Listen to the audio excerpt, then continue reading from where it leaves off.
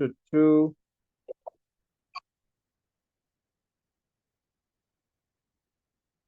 So we have a condition for the wetland and we have the condition for the drought. So in whatever we have to think through, those are the lines we need to think through for the conditions that will influence the plant processes we expect to encounter here. Then we need to look for structure modifications in the scenario. And here you can see we have the small leaves with hairly thick lamina, and of course some shed their leaves. That is for the beans. Then for the maize, rolled its leaves during day and open them during the early morning. So those are all modifications.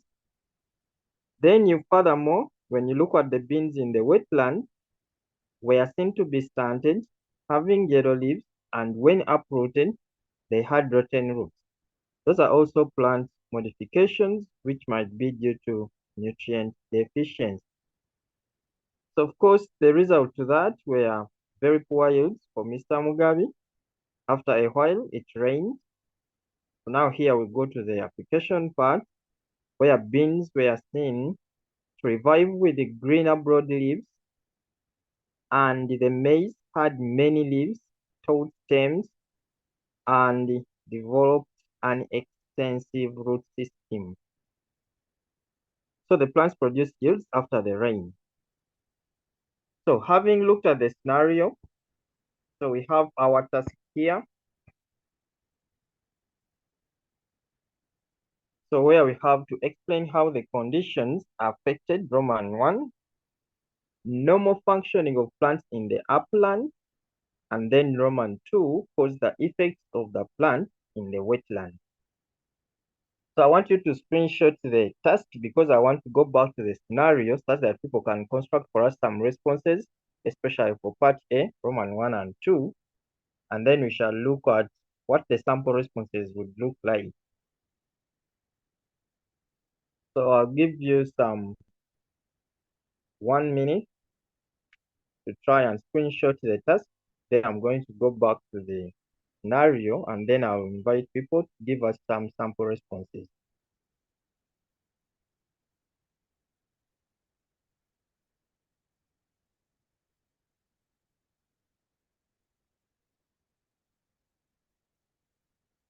Okay.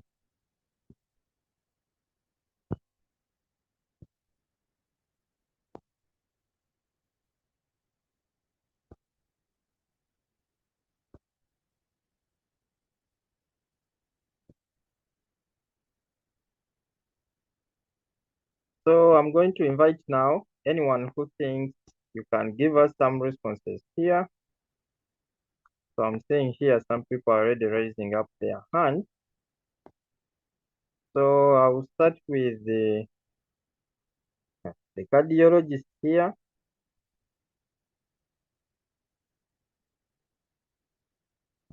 So the cardiologist, you can, oh, cardiologist has disappeared. Okay, Martha, you can unmute and give us your response. Yes, so for item 1, part A, they're saying explain how the conditions affected the normal functioning of the plants in the uplands. And then you notice the plants in the uplands rolled their leaves during the day and opened them during the early morning. So this was obviously due to high temperatures. So hence you say due to heavy sunshine or high temperatures, it affected the rate of perspiration within the leaves, the plant leaves, hence affecting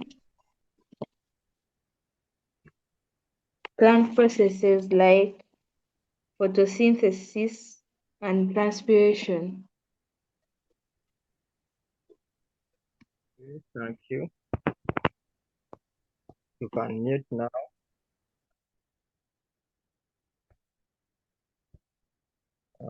Let us see who else here. I don't know whether this person called me. Are you raising up your hand? But let me start with Lawrence J. Lawrence J, you can unmute and give us your response. I think the condition of shedding leaves was caused due to the drought that hit up the place. Okay, let me first rephrase it. The shedding of leaves was caused by drought, and this affected the process of germination of the beans.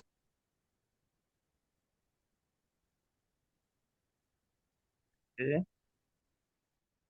You can mute. You are saying someone called iPhone here. Please, you can unmute and give your response.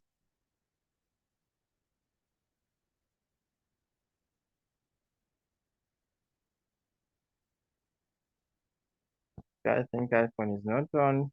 Chimera Simon Peter, you can unmute, give your response. Chimera has disappeared. Victory,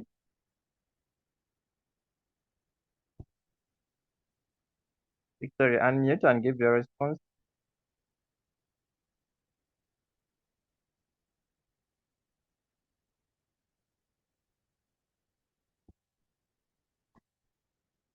Victory is not there.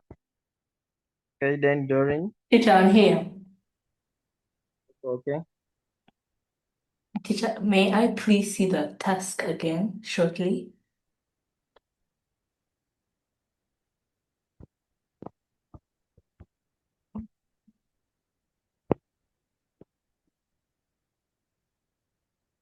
So we are Okay. still on Roman.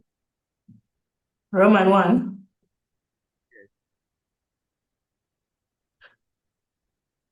Okay. So the Roman asks how the conditions in the upland affected the normal functioning of the plant.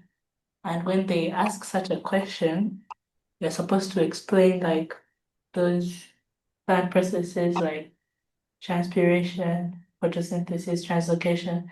And in the scenario, the conditions that prevailed in this upland include they had small leaves. For the answer of small leaves, you can say the plants produce small leaves which had less chlorophyll, thus reducing the surface area for trapping sunlight, which is necessary for the process of photosynthesis. Yeah, that's my answer. Okay. All right, then I want us to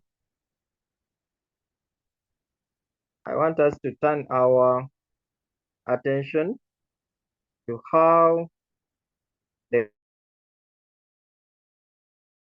wetland. That's Roman 2 then. So how they affected, sorry, caused the effects. I'll go to Leti.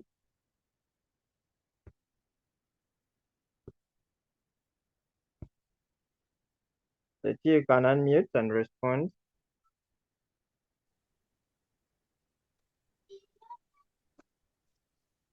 Yeah, I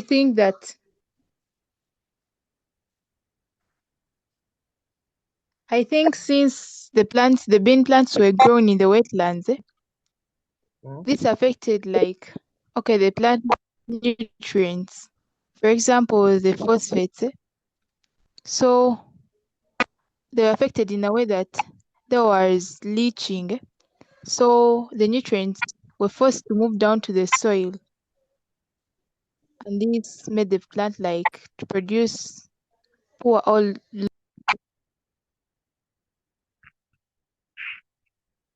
Okay.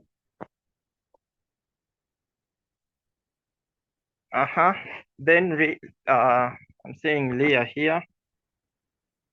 You can unmute.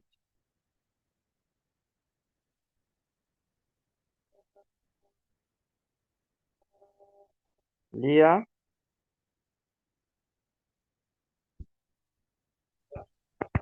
Leah is right. Now you can go for Lisa.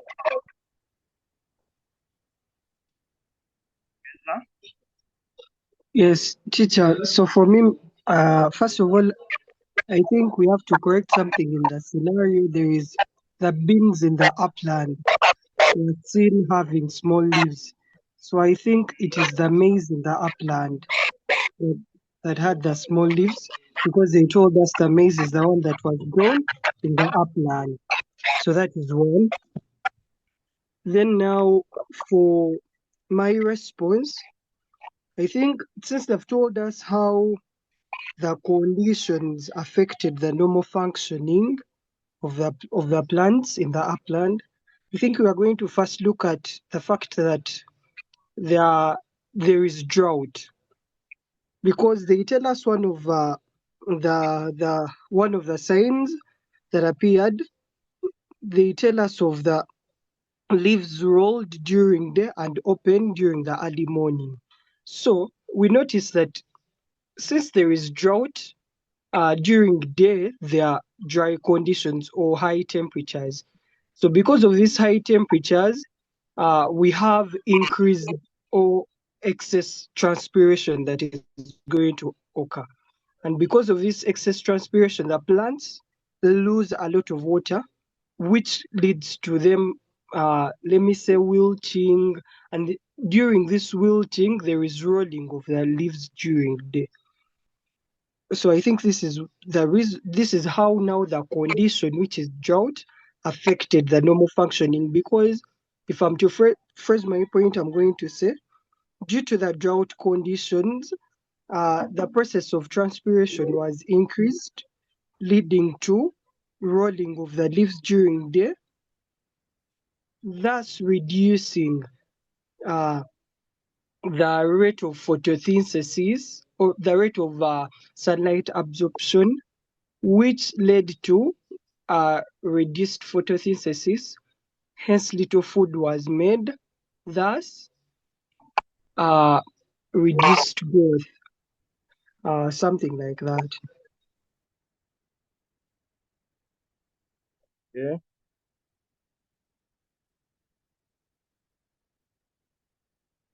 Okay. So then Veron.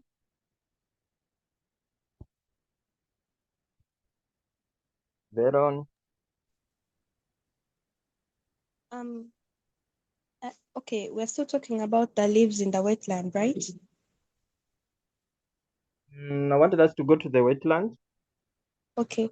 In the wetland, there was waterlogging, which led to leaching of nitrogen, which is responsible for chlorophyll formation, thus leading to yellow leaves in the bean plants, causing reduced surface area for sunlight absorption, hence leading to low levels of photosynthesis, which affected the crop yields. Okay. Good. User.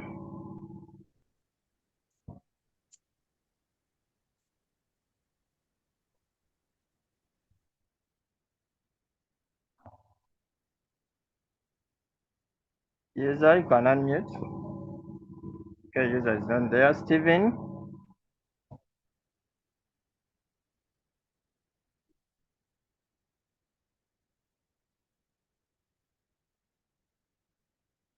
Steven is not ready. Martha.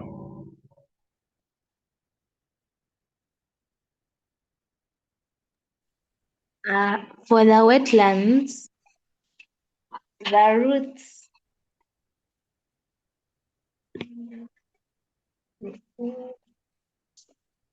Yes, Martha. Yes, the roots obtained a lot of moisture, which encourages bacterial growth, hence leading to root decay, hence processes like absorption of mineral salts and water were hindered.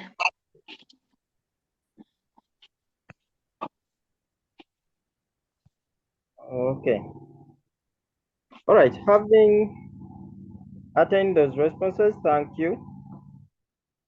For others who wanted to generate their responses, you will allow me first go through something small here. Then you'll see whether your responses would be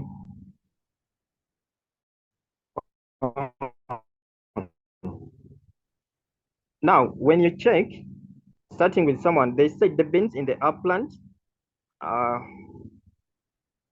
before that, so Mr. Mugabe has a plot of land that extends towards the wetland, which he used for planting his crops. When drought hit up, he decided to grow some of his beans in the wetlands and grew the maize in the uplands away from the wetlands. The beans in the uplands, so that means some beans were in the uplands and others were in the wetlands. But for the maize, it was only in the uplands. So for someone who was saying that the beans were not there in the uplands, you can read the scenario critically. You realize that the beans were there in the uplands, but again, the beans were also grown in the wetlands. But in the wetlands, there was no maize. So maize was only grown in the uplands. So when we are talking about the uplands, here we are talking about, the beans and the maize. So when you look at that first task, which is asking you how the conditions affected normal functioning. Now, the effect on normal functioning resulted in two very poor yields. So in this case, in the uplands, we are going to talk about effect of the conditions on the in terms of producing the yield. Then eventually we have symptoms of deficiency. So when they ask you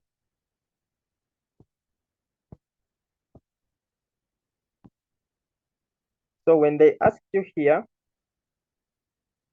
how the conditions caused the effects on the plants in the wetlands, so there we shall not explain the effect on the normal functioning. So what would be the effect of rotten roots? What would be the effect of yellow leaves? We shall not explain that. We shall only concentrate on explaining how the conditions in the wetland cause the effect. For example, the yellow leaves, the stunted growth, and then eventually the rotten roots. And if we can take samples here, so for Roman 1, so if we have small, if the leaves were small, what is the effect of this? It reduced surface area for absorption of light. Another person may say carbon dioxide, reducing the rate of photosynthesis. As basic as that. We want the effect of this to normal functioning. So the conditions led to beans having small leaves. So what is the effect of that to the normal functioning? Reduce the surface area for absorption of light, or carbon dioxide, reducing the rate of photosynthesis. So if we affect the rate of photosynthesis, that means we are going to affect the yields that will be produced. So, and then you can see through, so you can screenshot the sample responses and you can modify with time in your free time. So I'll give you a minute to screenshot that. Then we go to the next slide.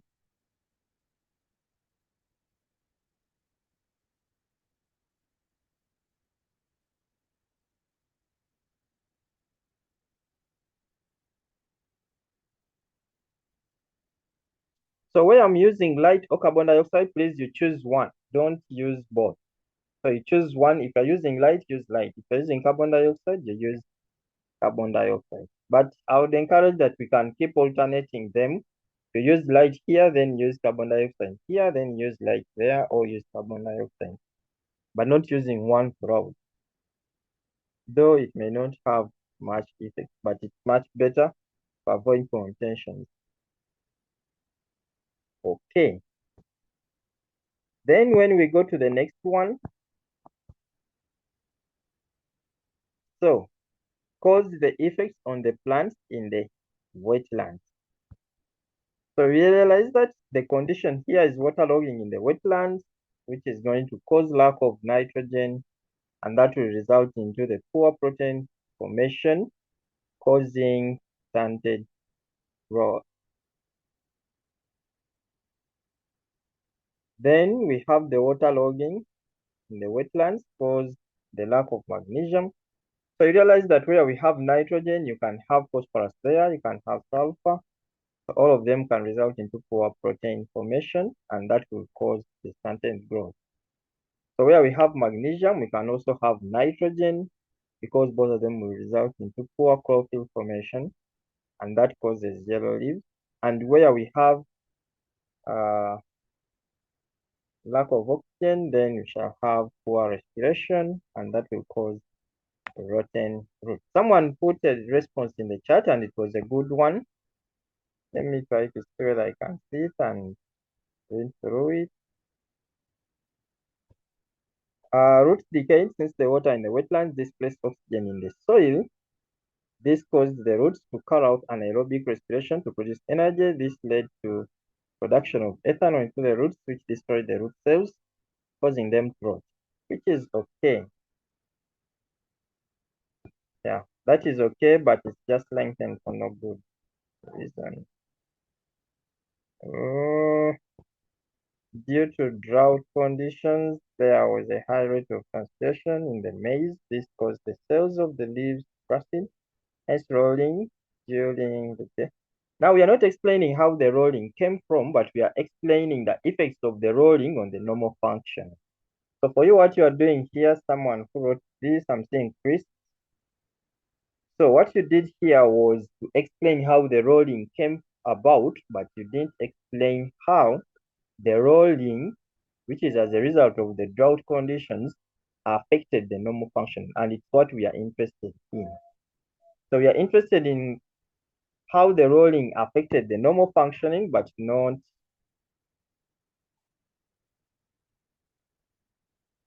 Okay. Lindsay, I have a response. Waterlogged cells cause rotten roots, resulting into. Okay, we've already discussed that. So you can take a screenshot, just 1 minute, and we proceed to the next part.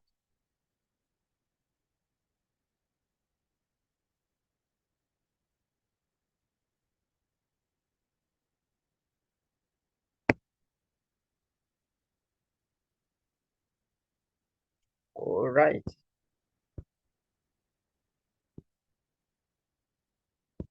Okay, now I'm going to invite.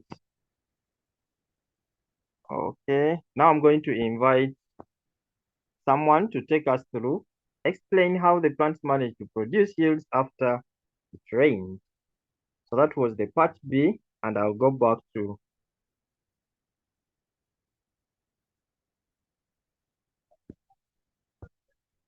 and then I'll go back to the scenario. So anyone who would like to take us through, you can raise up your hand for part B. Okay, I'm seeing Mary here. Mary, you can unmute and give us your response for part B. Yes, so for part B, I think the plants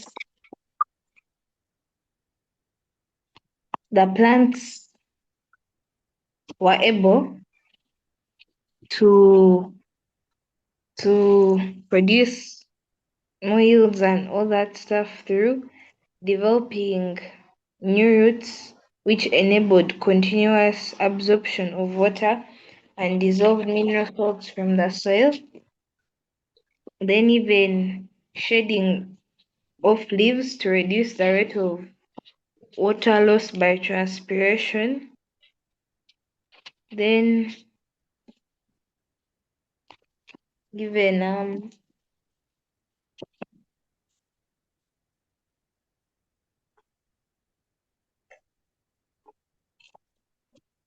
Okay. All right, thank you. Let us have also Shadia share. You can mute yourself, Mary. All right. Uh, the plants were seen to revive with green broad leaves. Is where I'm going to concentrate on. These green broad leaves, it means that the number of chloroplasts were increased, which contain more chlorophyll, responsible for trapping sunlight. So in this, they were able to make more food for the plant, which enabled it to produce more yields. Thank you. Okay. Vianney. Vianney, you can unmute and give us your response.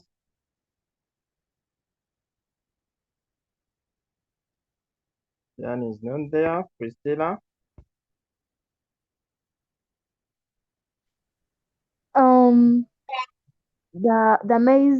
the maize plants were able to produce yields because they developed stout stems.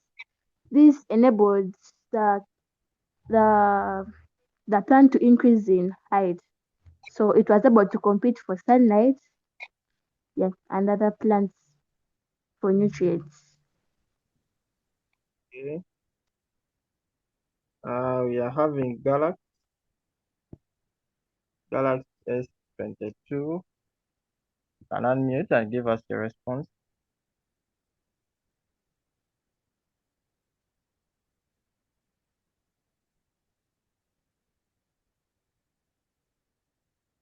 Galax is not ready.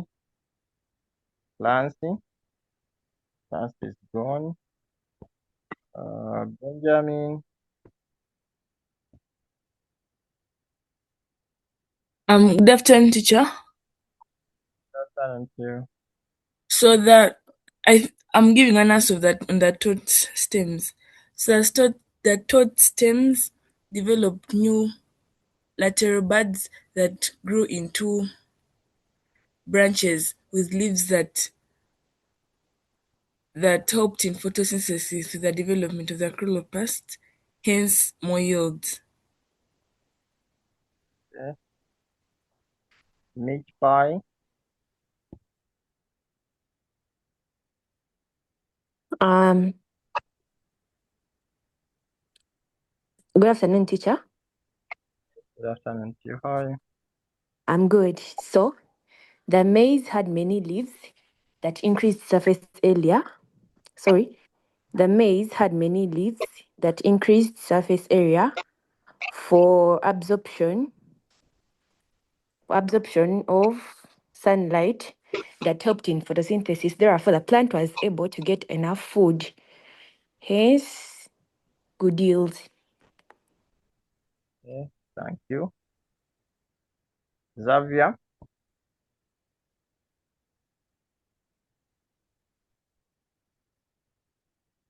Okay, good afternoon, teacher. Good afternoon to you. The maize, the plants manage to produce yields after Seguya. it rained Yes, because Teacher Seguya. yes, teacher when Steven. it Like rains, when you place on those 3 dots, are you able to see something like more? I see more, but the options on more, I'm just seeing show captions, apps, disconnect audio, transfer to room, meeting info, host tools, and then settings. Go to settings.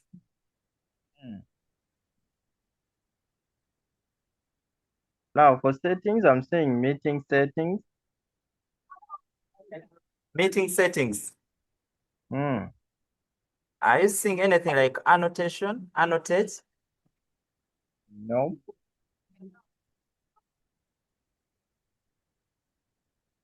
Which options are very There is spelling, Hmm. captions and translations, and then audio. Those are the only And then settings. Audio. audio. Okay, okay. Maybe just help me if you can, just to take those people out. Those two are Okay, writing. okay. All right. Okay, sorry for that interruption. Okay, I'll pick one person here. Let me see. Scott. Saying Scott here.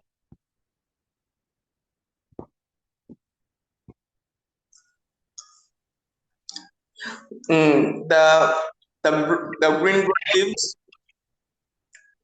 the breed growth, excuse me, Yeah. the green broad leaves increase the surface area of the lamina, which increase surface area for trapping sunlight by chlorophyll, increasing the rate of photosynthesis, thus proper yields. Right. That's good. And the many leaves increase the number of stomata, which helped in the intake of carbon dioxide, which is the raw material for photosynthesis, thus increasing the rate of photosynthesis, hence proper yields. Yeah, that's good too. The extensive roots increase the surface area for absorption of mineral salts and water, which are raw material for photosynthesis, hence increasing the rate of photosynthesis, thus proper yields. Very good. All right. So meaning here we had greener. Now greener leaves, that is one. Broad leaves, that is another one. Then okay, Ronald Remo is asking, I've been sharing the task previously. I thought you had screenshot. Then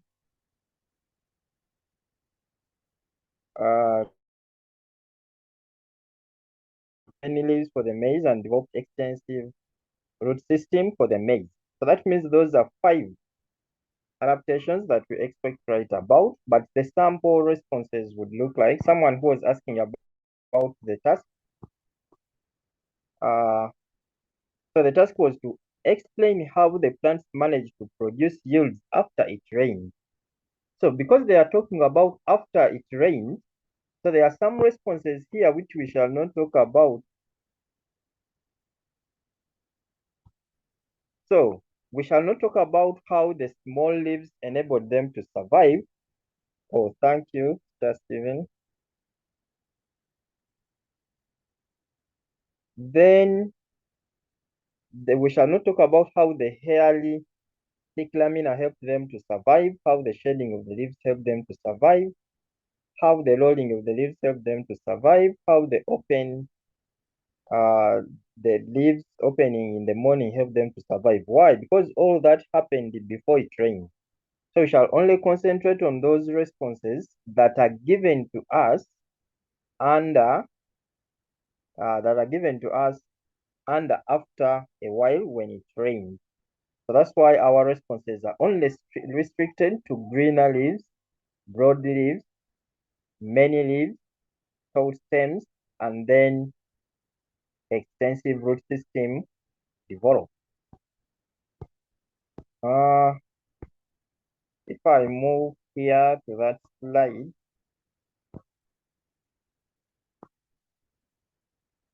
so greener leaves which increase chlorophyll concentration, increasing amount of light absorbed for photosynthesis. So broad leaves which increase surface area for absorption of. Okay, someone is bringing in managed because of root nodules. Now that is a response which is not having evidence in the scenario. So when you are giving your responses, they should have evidence from the scenario. So we stick to what the scenario is giving us. Of course, maize developed extensive roots, and then you could add on the one for tall stem. Okay. So meaning your responses should be linked to photosynthesis as well as growth. So in the way you can manage.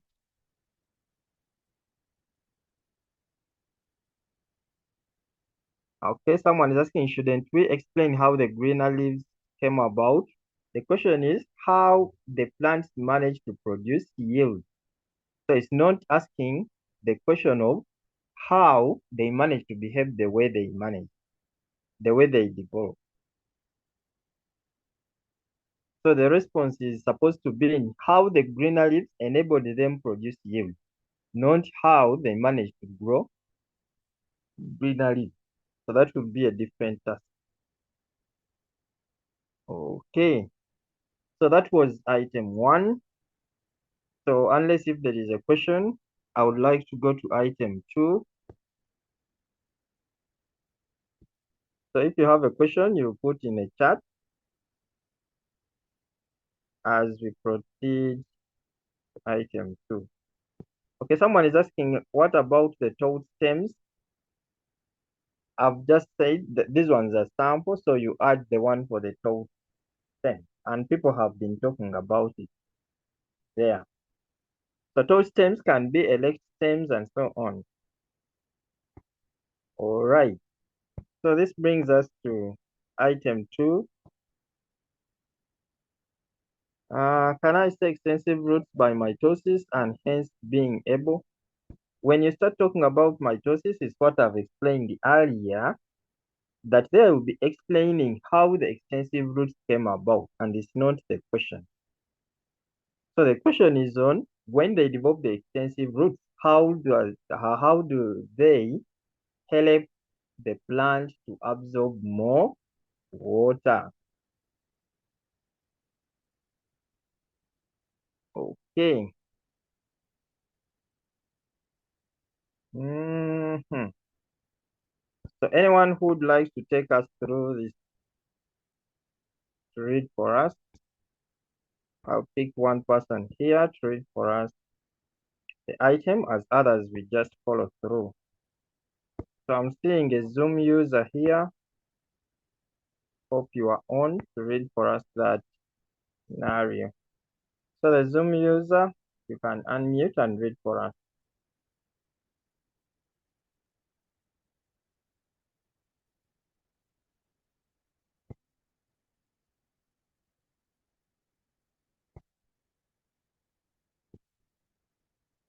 Okay, the Zoom user is not there. Let us have, hope the name is Kathleen. Kathleen, okay. Harry is a carpenter in Nambie Manya village who is known as a regular alcohol taker and active smoker. One day, while in his workshop, he stepped on a sharp nail that caused him to jump off in a lot of pain, resulting into getting a fracture in his femur bone. He was rushed to the hospital, and when I think it's diagnosed, he was found to have low bone density, high blood sugar levels, damaged lungs, damaged liver, and damaged kidneys. According to the doctor, the results of the diagnosis were due to his lifestyle. Task. So what we pick here, we know that this person, in terms of lifestyle, is an alcohol taker on a regular and an active smoker. So whatever we're going to explain, since the results of the diagnosis are linked to the lifestyle, they should be linked to regular alcohol taking and active smoking. And in this case, we are being told that this person is having low bone density, high blood sugar levels, damaged lungs, damaged liver, and damaged kidney. So those are the results of the diagnosis in the hospital.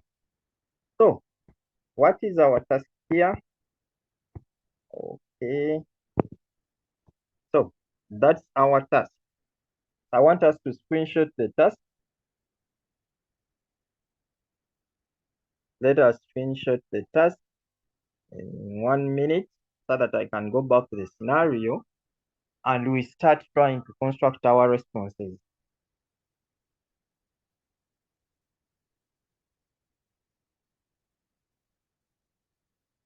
Okay, the cardiologist is doing part B. Thank you.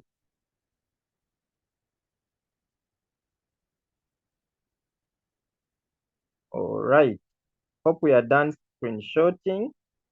So I'll go back to the scenario such that we can pick up. So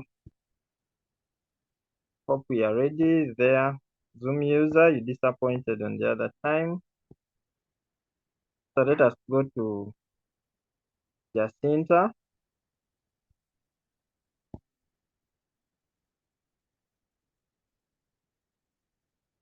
Jacinta, you can unmute and give us your response.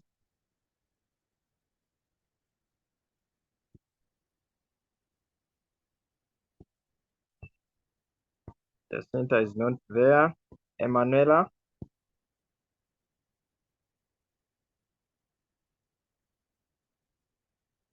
Emanuela.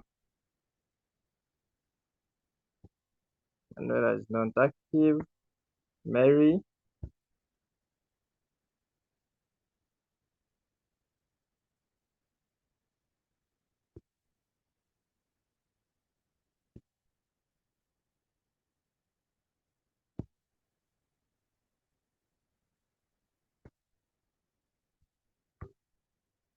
Mary is not there.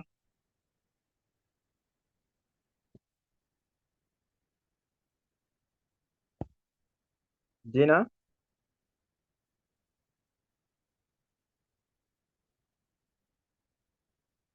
Yes, teacher. Yes, you can give your response. Teacher, could you first show the check again?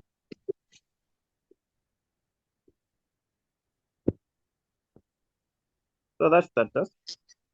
We are on part A. Explain to Harry how the results were due to his lifestyle.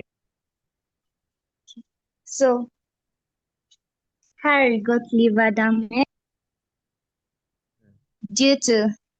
because he is an alcohol taker, and the alcohol basically washes away the and the alcohol damages the liver. I mean the liver. Okay, thank you. Okay, next in line.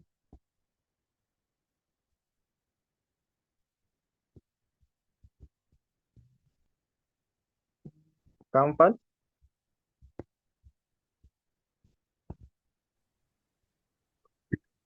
I'm going to explain about the damaged liver.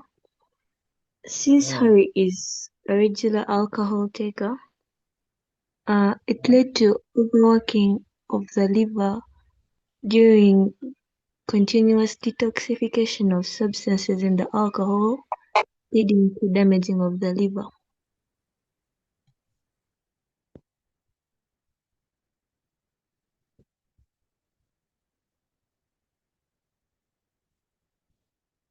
Okay, thank you.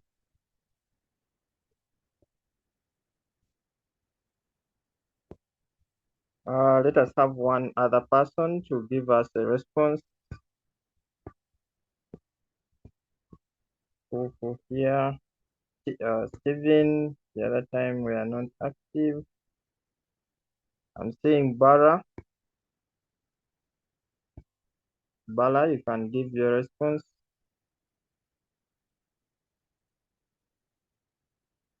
Bala is not ready. Eliana.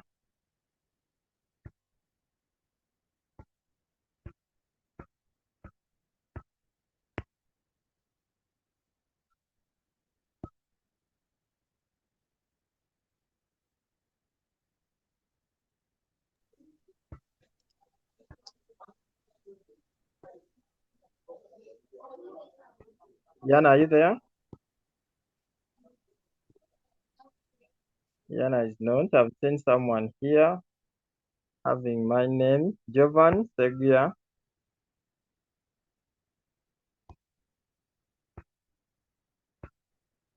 Jovan Seguia, hope you are there.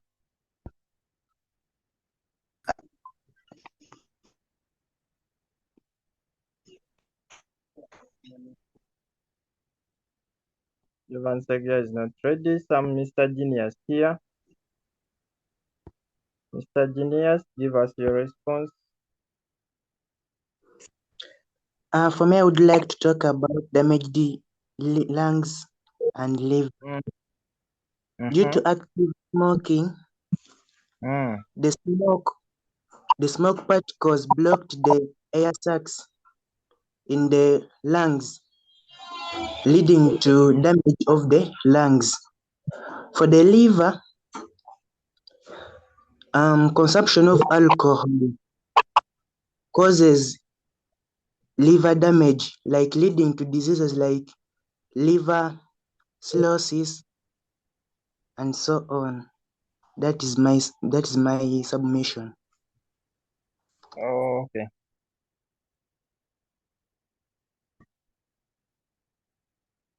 All right. People are running away very fast. Okay. I still have Tendo here.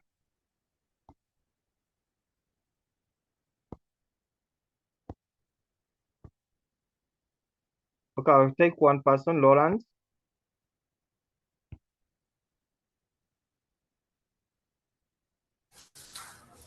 Yes, teacher. I will talk about sugar levels. And this is caused about by alcohol. The alcohol affects the pancreas, and the pancreas, and it also affects the beta cells responsible for producing insulin, in which insulin is a hormone responsible for regulating the blood sugar levels. Thank you. You're welcome. All right, because of time, you allow me. So you allow me to move on here. So we are having low bone density, high blood sugar levels, damaged lungs,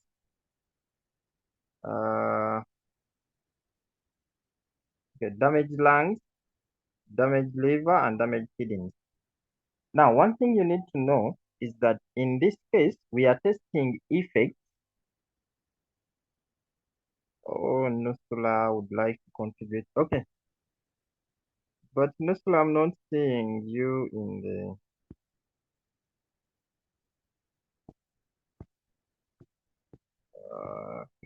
Nusula wanted to contribute something. Let me first look for her here. But I'm not seeing you in those who are raising up your hand, Nusula.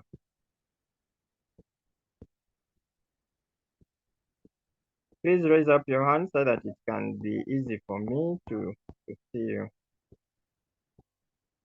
So cardiologist, I hope you are ready. Check up.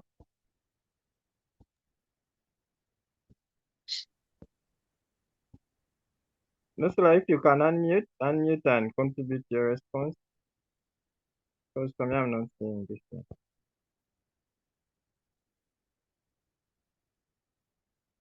Alternatively, you can put your response in the chat. I'll read it. Okay, I was saying, in this case, we just look at the effects of drugs on specific organs.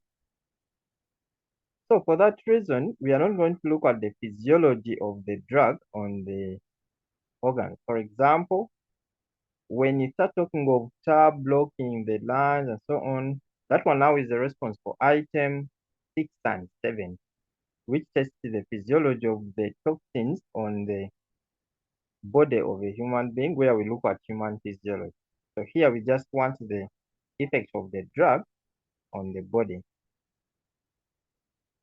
So in this case, we are given, for example, the drugs here in context, we have, of course, the smoke and the alcohol. So we want to see how they affect. So for example, someone is talking of, okay, I'll read a few here, which I'm seeing they are good responses. If I fail to see yours, forgive me for that.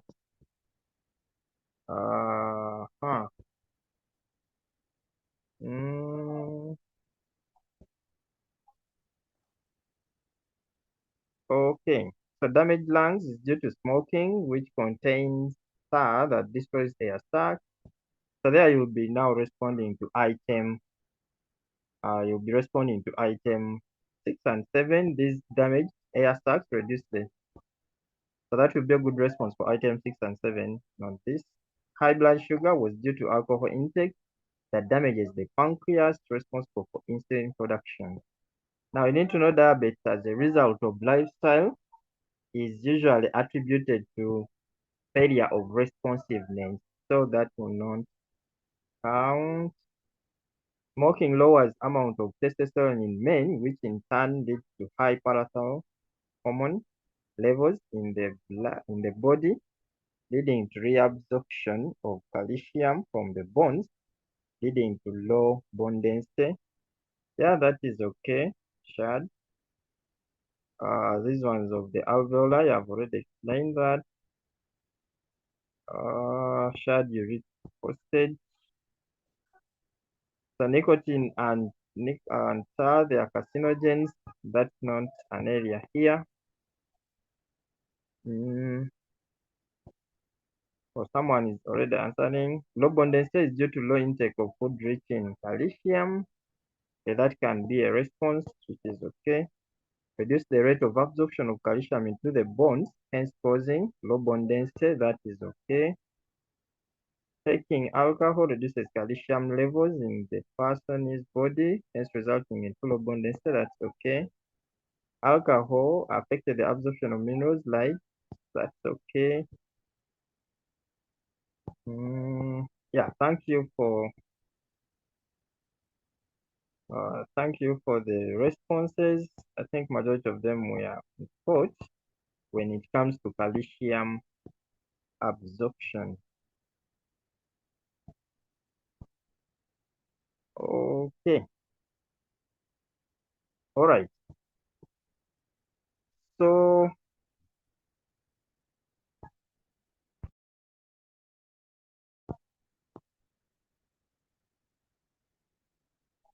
part A, our responses would look like that.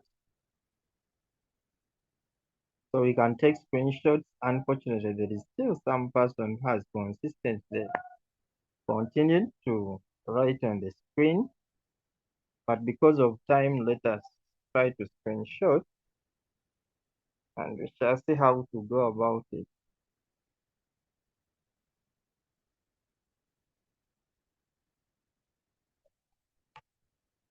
Take a screenshot very fast so that we can now move to part B, where a cardiologist is going to take us through part B, as I'll also read the response written by someone down there.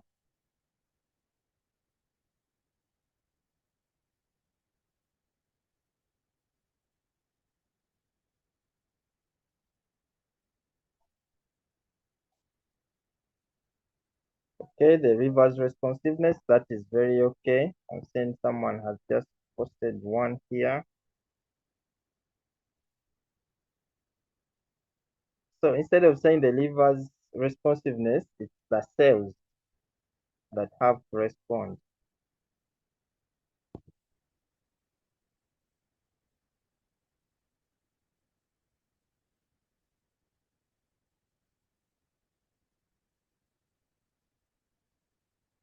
All right. So cardiologists, come forward to give us the one for part B. I'm saying Shalif here. Let us first have the cardiologist, then we shall come to Shalif.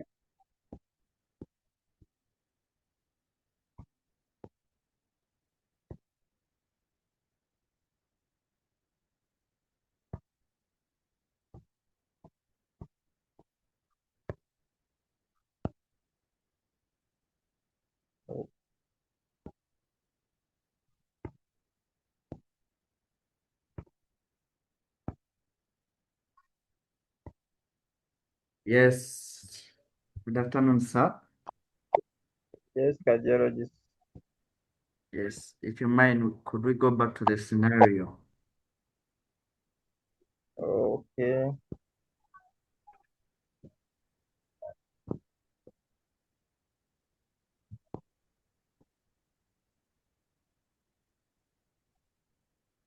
So where part B comes, one day while in his workshop, he stepped on a sharp nail that caused him to jump off in a lot of pain, resulting into getting a fracture in his femur bone. So part B is asking us to explain the coordination that took place in Harry's body. We will start with the receptors. Yes, it is describe how Harry's body was coordinated from stepping to the nail to jumping up. We start with the receptors where the skin gets to feel the injured part.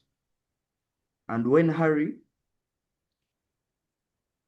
skin detected the pain, it sent a message to the brain through the sensory nerves to the brain, and the brain received the information and it interpreted it.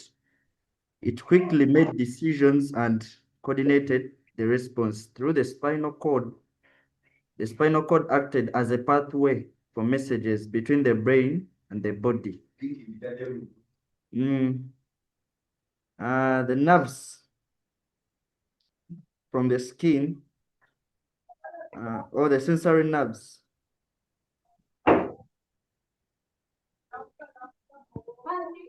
from the brain to the muscles. The leg received messages, and the leg received the message from the brain and contracted strongly to make Harry jump away. So I think that's how his body coordinated. Okay. All right. Then we had Sharif. Yeah, Sharif, you wanted to contribute something? So you can unmute and add on where he has stopped. Good afternoon, sir. Yes. Good afternoon, sir. Good afternoon to you. You can proceed. Okay, like much has been talked by the colleague, but me, at first, we could identify the stimuli, and that is the nail. Then the stimuli was received by the receptors. Those are the pain receptors, like the receptors or the receptor organ, and then turned them into the effector, which were converted into the impulses. Then these impulses were received by the sensory nerves to the central nervous system.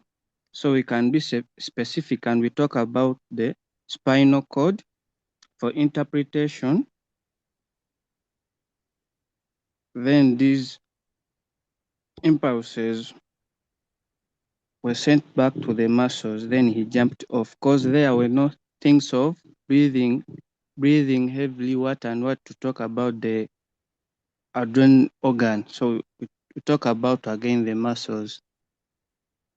That's all. Okay, thank you. So we have some good responses in the chat here. You can check around. So someone is saying pain receptors in Harry's foot were stimulated by stepping on the sharp nail. The pain receptors generated nerve impulses which traveled along the sensory neuron to the spinal cord. In the spinal cord, the impulse was relayed. Okay, they were supposed to be impulses were relayed to the motor neuron through the neuron. So the motor neuron sent impulses to the flexor and extensor muscles in the leg, causing Harry to jump. Hamstring and aren't we supposed to talk about hamstring and the quadriceps? Not necessarily. This is just a coordination question. So being a coordination question, we may not.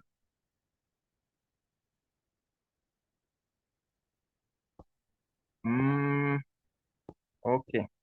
So we are just looking at how the body coordinated. When it comes to the muscles, you just need to talk about them contracting and relaxing, causing him to jump. When Harry stepped on the sharp nail, the pain receptors in the skin were stimulated. The receptors generated nerve impulses, which were transmitted by the sensory neuron to the spinal cord. The impulse was passed through the relay neuron to the motor neuron. The motor neuron transmitted the impulse to the leg muscles, which acted as effectors. The muscles contracted. Yeah, this is a very good response from Ronald. Remo, good response from Aria. All right. Okay. So that's what is in the chat. You can go further and read through. There are some good responses there. Now, one thing you need to know, impulses here will not move to the brain because this is a reflex action and it is a spinal reflex. So that's why, okay, someone is still standing. Someone can't see the chat. Please try it final.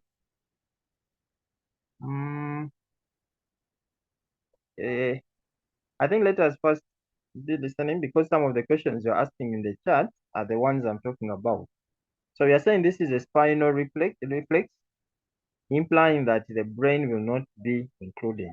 And now the challenge with such an item, such a task, where you stop being correct is where the scoring stops. So whatever that proceeds the work will not be captured. Okay. Now for the receptors, you can talk of sensory receptors, pain receptors, mechanoreceptors, and so on.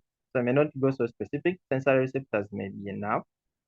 So the stimulus here, which is coming from the nail, is going to be the mechanical pressure. Then we shall have the receptor organ as the skin of the foot. Then the responsibility of the skin is to turn the mechanical pressure into a pain sensation.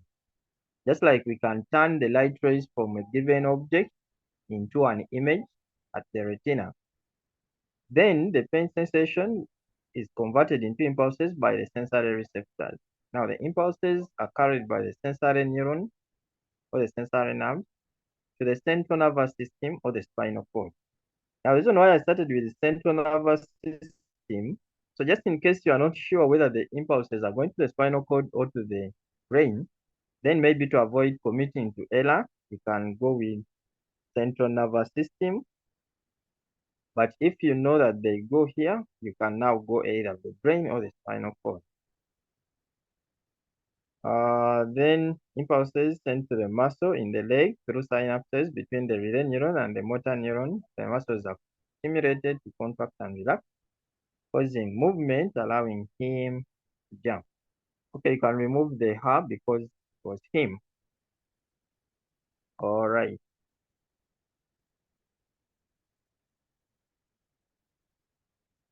So those standing in the, so we can take a screenshot of the sample response and then you can modify according to. So you remove the her, it is allowing him to jump.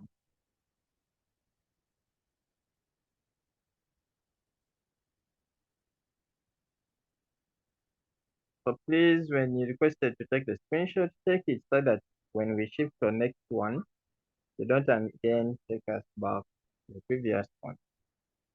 So take a minute and take the screenshot.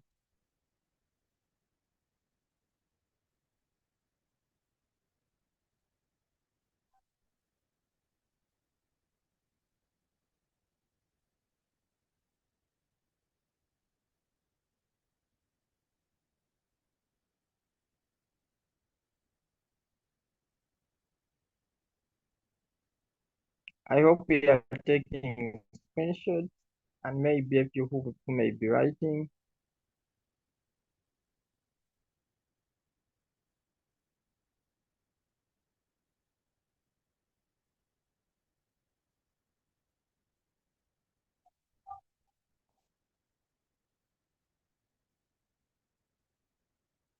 Someone is asking why mechanoreceptors, not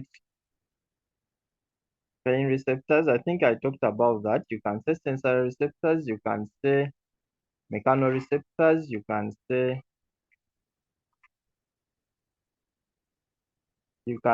pain receptors.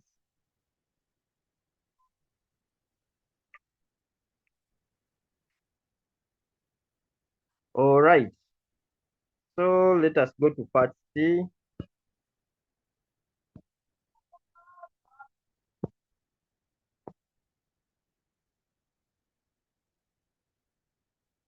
So what if you say receptors only? That may be so generic, but yeah, may be contention.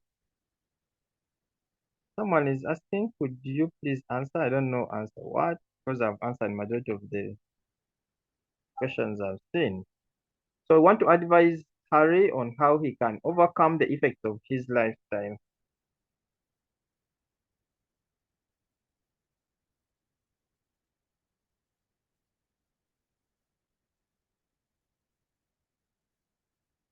I think some people are attending different.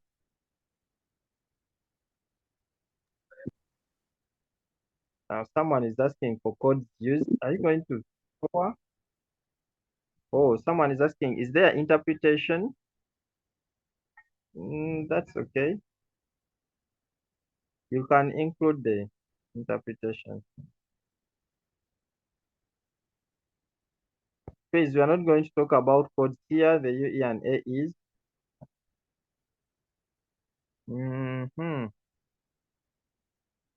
Okay, I'll pick only 3 people to give us some responses for part C, and then we move. Okay, I hope, Dina, this time you are ready.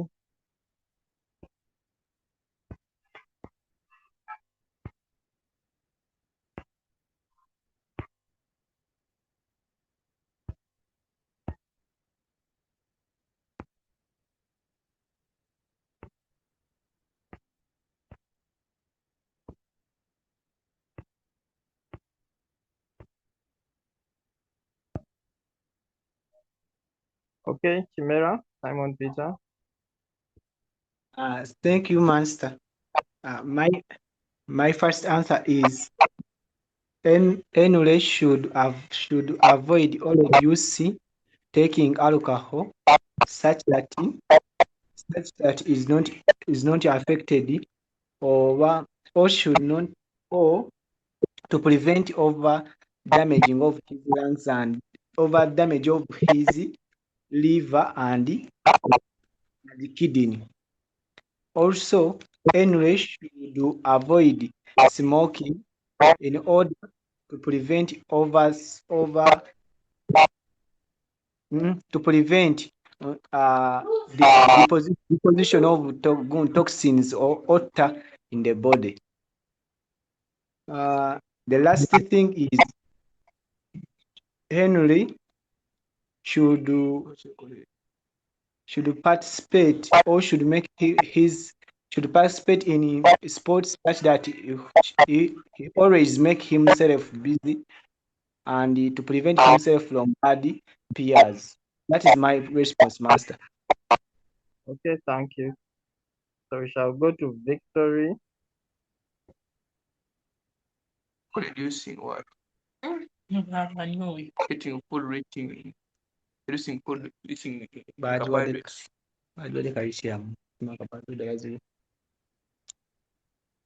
Victory. We're still muted. Victory is not there. Thank you.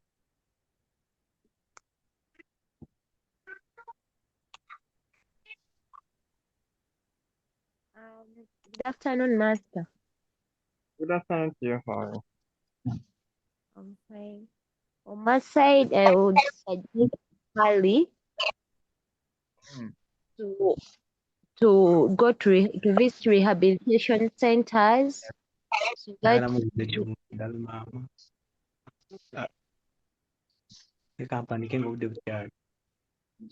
I would suggest Harry to visit rehabilitation centers to be guided and counseled so as to reduce the effects of alcohol taking.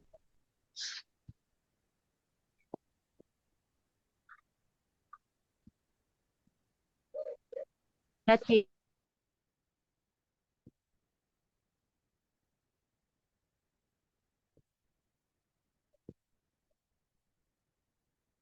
Okay. Jojo, first mute. Sorry, first unmute again and repeat. I was saying Ali should visit rehabilitation centers where he will be guided and counseled, thus reducing the effects associated with alcohol intake. All right. That is. Okay, and lastly, I'll go to Doreen. Now, you hadn't granted me permission to speak earlier. Can I still give my answer? Yes, you can give. Okay. So Harry should eat food rich in calcium, for example, leafy vegetables, to increase the amount of calcium in his body, thus increasing his bone density. Harry should also get involved in regular physical exercise to utilize the glucose in his blood, thus reducing his blood sugar levels. Okay. Adding the word exercise is very important. Okay. All right. Okay. How should reduce it? Should go for medical treatment? Okay.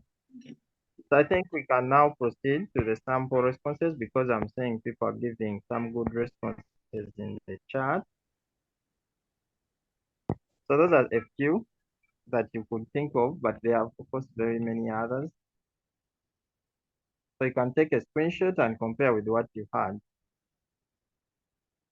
Harry should take insulin shots, not really, because this is not a type 1 kind of diabetes. So that won't be a response that is correct.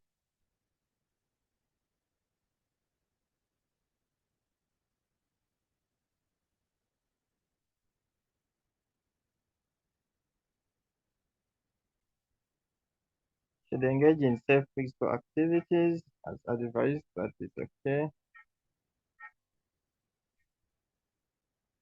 Please take screenshots because we want to go to the next item.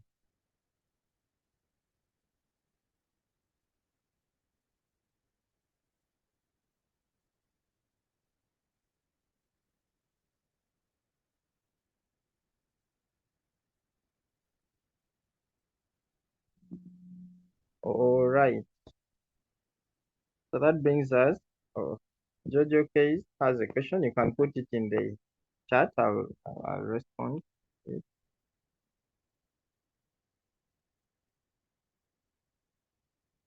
Okay, that is the question that we have. Let us take a look through briefly. Take a screenshot if you can.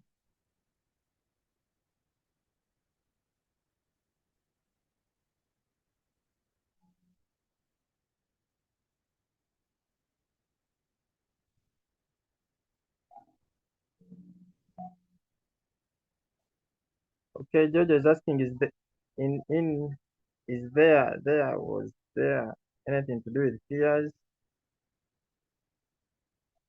Please reconstruct your question. I really couldn't get it well.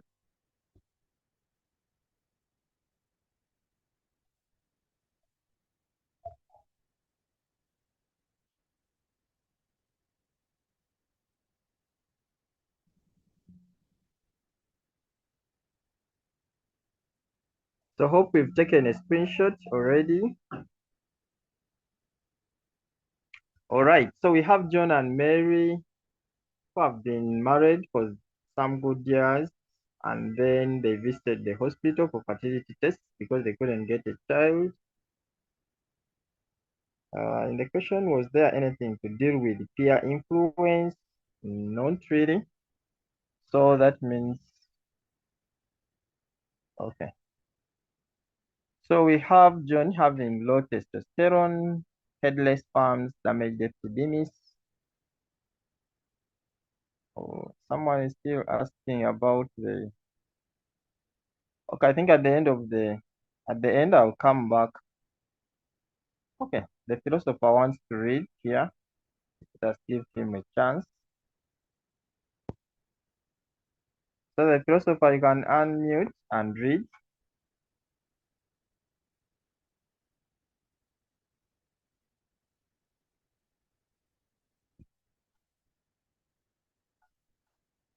The philosopher, you can unmute and read because you wanted to read.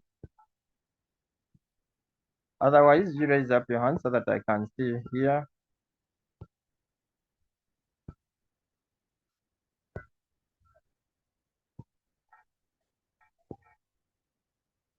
Okay. Okay.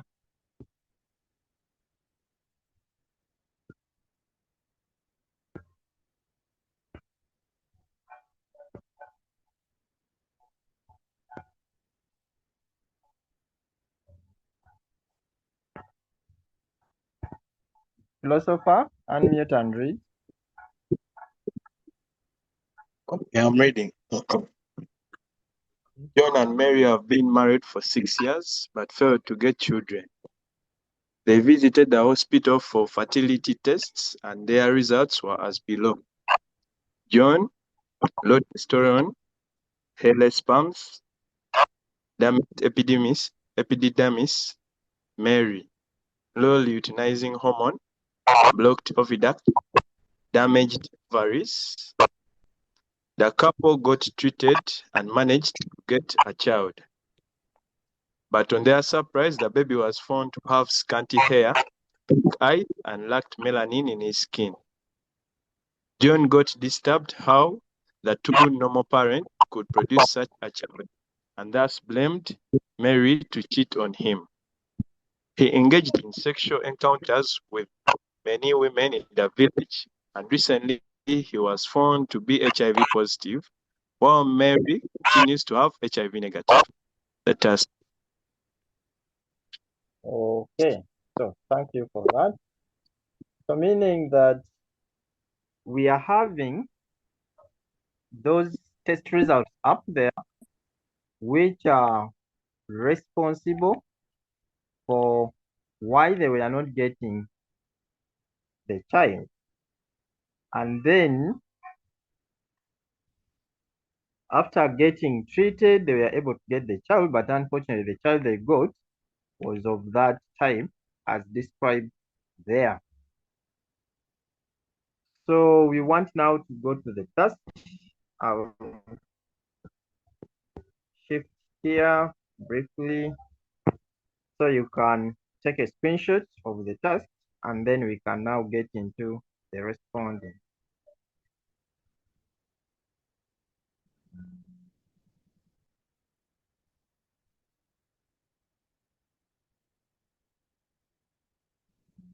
So I'm giving you some 1 minute to take screenshot.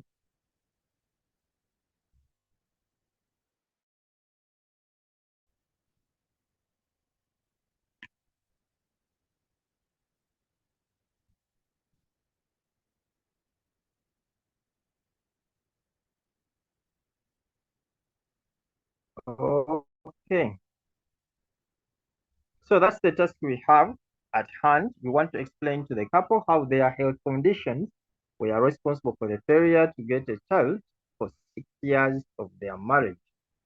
So we go back here on the scenario and we can see the test results, what they are telling us here. So I'll pick 3 people to give us some sample responses. Others we can put in the chat and I'll be able to read some sequentially. I want to state, okay, I'm saying Abel Ajak. Abel Ajak.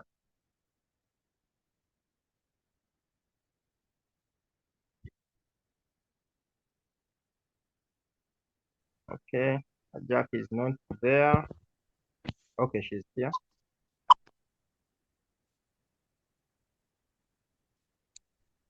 Okay, Yes, sir, could you please take me back to the task?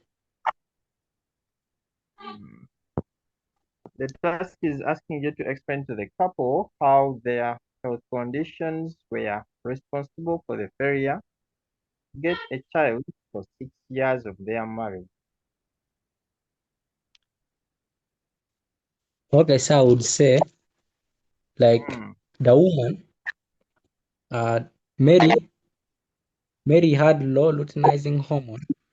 So this low luteinizing hormone was making her unable to ovulate.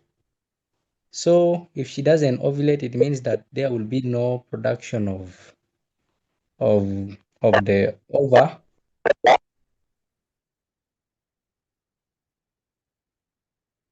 Okay. Okay. So I'll pick one person here. Want to first get some people haven't contributed. Okay, Liana. Liana has been waiting for long. Eliana, you can unmute and respond.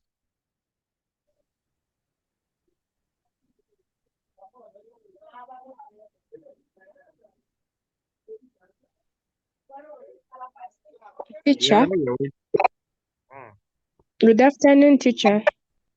Good afternoon to you. How are you? Fine. Teacher, I think the the damaged ovaries, Mary was not able to, the damaged ovaries of Mary were not able to release ovules, the eggs for fertilization.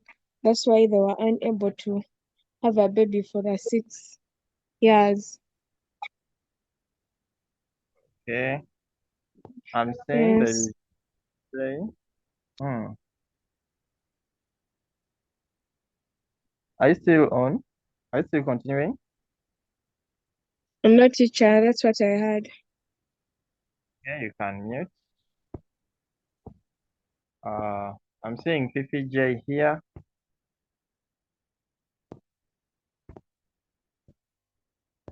Fifi J, if you are on, please unmute and give us your response.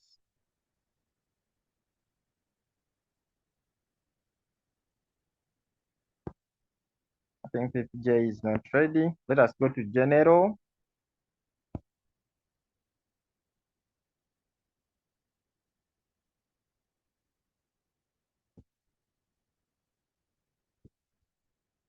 General is not ready. Okay, there is Shad here. Shad, you can unmute and give us your response.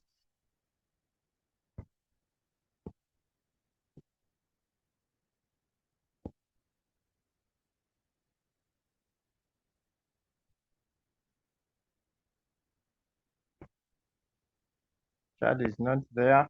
Okay. Let me have Keza.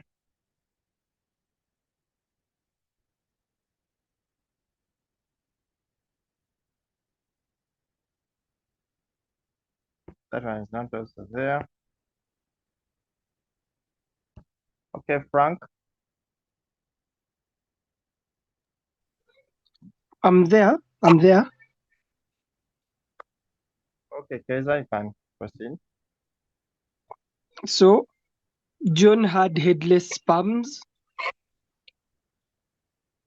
Therefore, fertilization did not occur because the heads are meant to penetrate the ova for fertilization. Thus, they could not bear a child.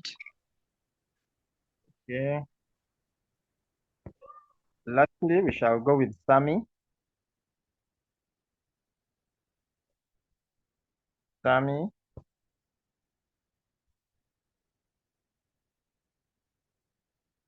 Sammy is not ready.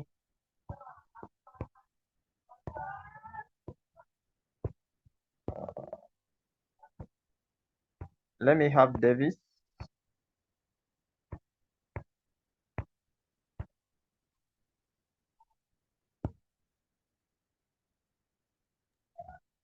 Master. Davis, are you there?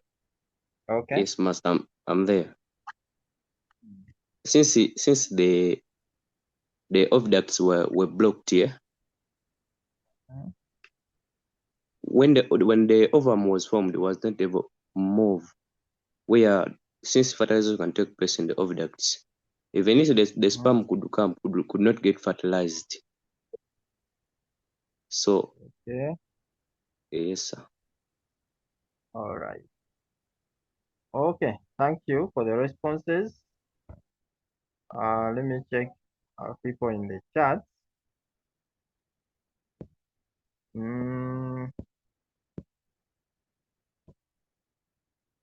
Low testosterone, difficult for John to experience male sexual reproductive characteristics. Okay. Normal sperm production. Okay. So whereby low levels can be reduce the number of sperm produced. Okay. The blocked oviducts talk to the normal sperm production. Oh, am I having the right words here? The blocked oviducts talk to the passage of the sperms to the ovaries. Hence, fertilization could not take place. Fertilization doesn't take place in the ovaries. Maybe you could say to the ovum. Mary had ovaries. This hindered the production of hormones like progesterone, which favor pregnancy. Okay. And not satisfying. John produced headless sperms, which meant he did not release any male gametes that can form a zygote when fused with the eggs. Yes, therefore, area. All right. So I'll share some of the sample responses here, and you can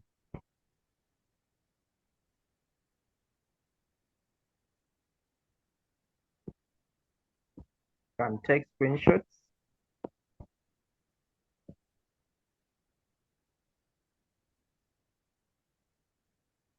So if you have low testosterone, that causes low sperm production by John. Headless sperms produced by John cause failure to fertilize the ovum. Damage the epididymis, cause failure of maturation of sperms or spermiogenesis. Hence later on, okay.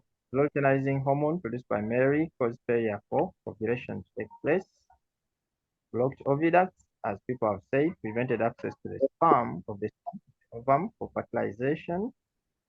Damaged ovaries in Mary cause failure to produce the ova to be fertilized by a sperm. So we could be as basic as that. We just needed to look at which function of whatever that is mentioned was prevented, and that was it. Yeah. So no much details needed here of how fertilization occurs, of how ovulation occurs, of how menstruation occurs. Nothing of that kind is needed. We just need to know how the health condition is responsible for failure to get the child. Meaning which function is prevented that would have resulted into formation of the zygote. As simple as that. Let us take the screenshots very fast as we proceed to the next thing.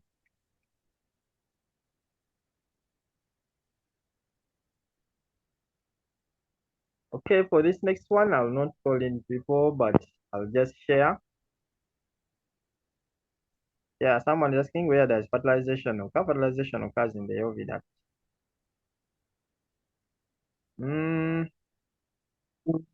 So I recall that we can have genetic symbols done. Now my emphasis here, as I emphasized in the previous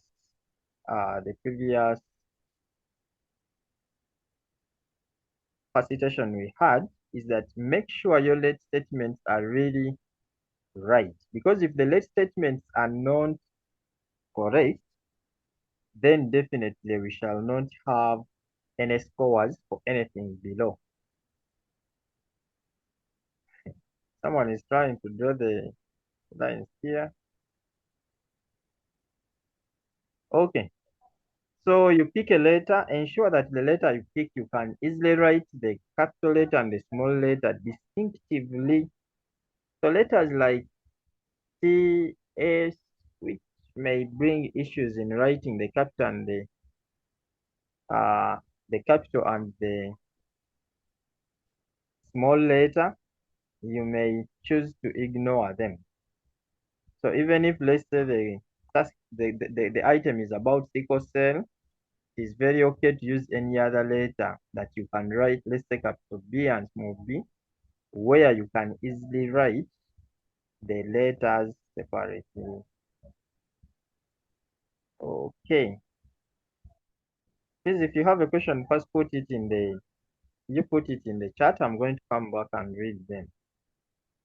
Then the letter should be representing the allele, but the allele should not be a letter. For example, you shouldn't say, let the allele for normal skin color be A, because the allele can never be the letter. So the letter can only represent the allele for a certain characteristic.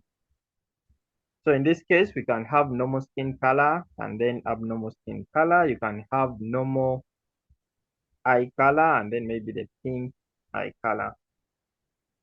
So teacher, how are we supposed to know if one is a carrier? So in this case, if you have a characteristic whereby two normal individuals are giving a characteristic which is recessive in the offsprings, then definitely we end up having the two parents homozygous, implying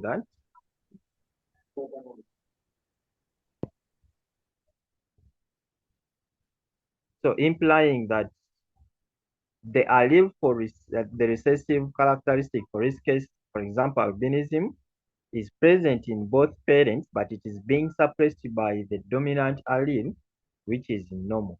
So every time we have two normal individuals who are giving a child with a recessive characteristic, then definitely that's where we know that the parents genotypically they are heterozygous or carriers. Someone is asking, so teacher, does that mean even in hemophilia we are supposed?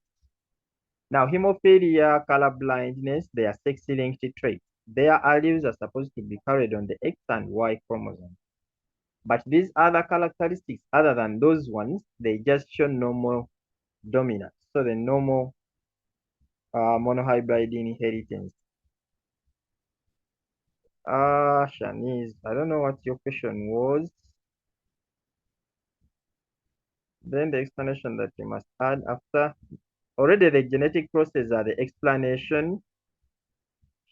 How about if you see the challenge questions keep coming in as I see. How about if you use XY for man? I've already said that that is only for the traits which are carried on the XX chromosome.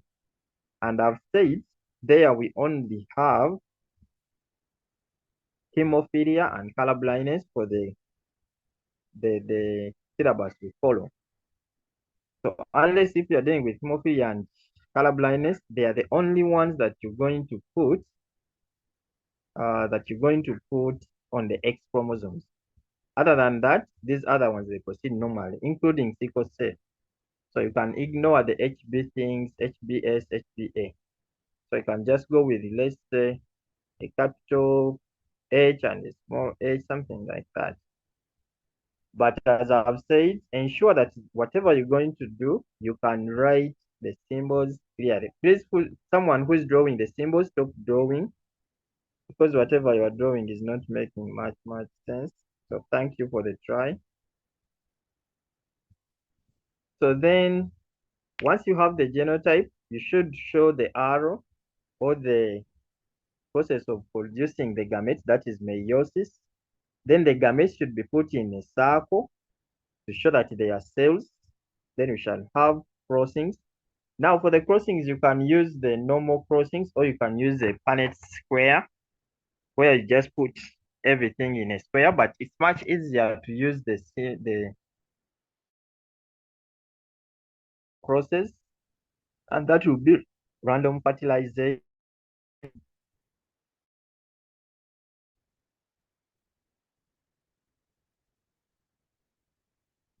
I think these letters follow and listen critically because I've said that color blindness and hemophilia, they are the only sex-linked traits in the syllabus that we cover. So if you ever put anything else which is not to do with color blindness and hemophilia on the X and Y chromosome, then you're wrong. As basic as that. Any other traits, they will just be normal traits. Unless if you're doing as simple as that. Then, is it a must to include the word random fertilization to avoid contention? It's much better because we also have selective fertilization. So if I do selective fertilization, I can choose my personal way of fertilization. But the fertilization expected here, for results to be authentic, it should be random fertilization. Okay.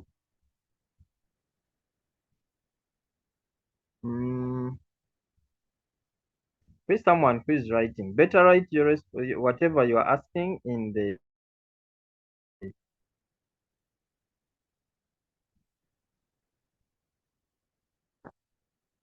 Okay, so at the end, you need to show the possibility.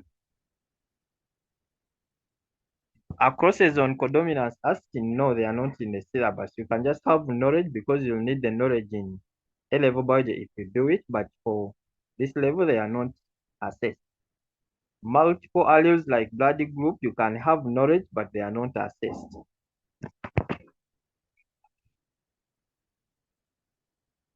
So you should be mindful. Okay, let us now go to the next slide. First time is running. People just Okay, you can take a screenshot.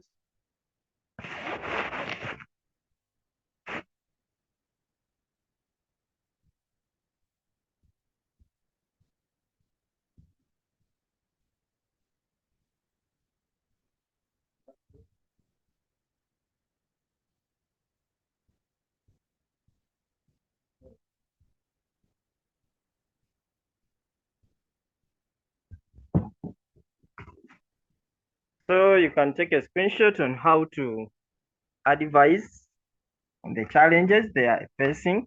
So remember, we have Mary, who is having a child that is having albinism.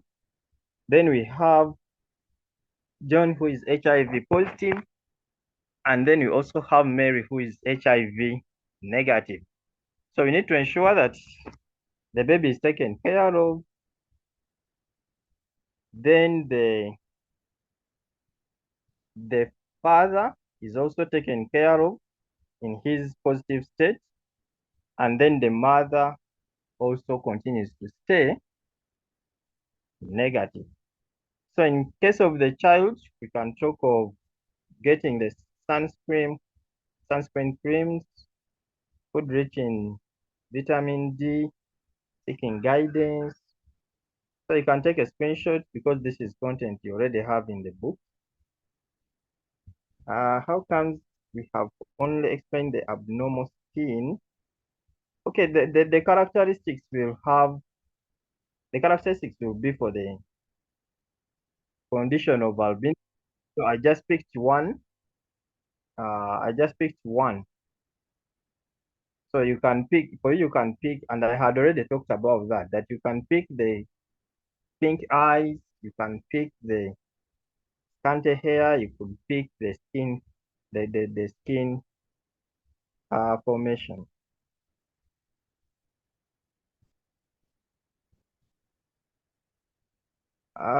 Boosting immunity. Now, this person, immunity may not be a major issue. We want to specifically look at those areas, unless if they are talking of the baby over getting sick and so on.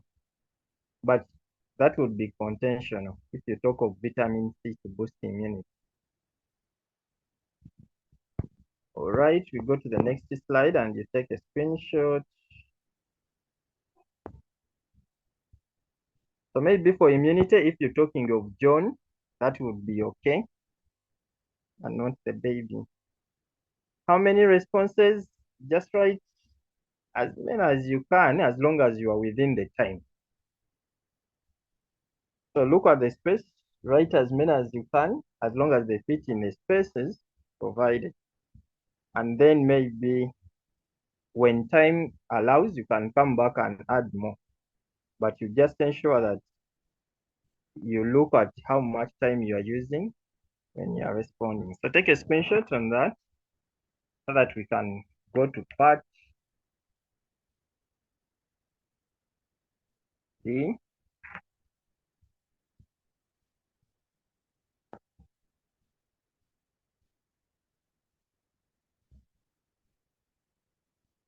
Okay, a minimum of how many responses?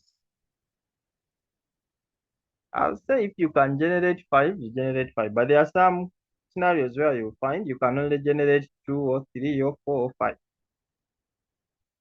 But for such open scenarios like this one where you can have a number of them, then you can generate, as long as you reach 5, then can first leave and then go complete other things, then can come back and fill the space.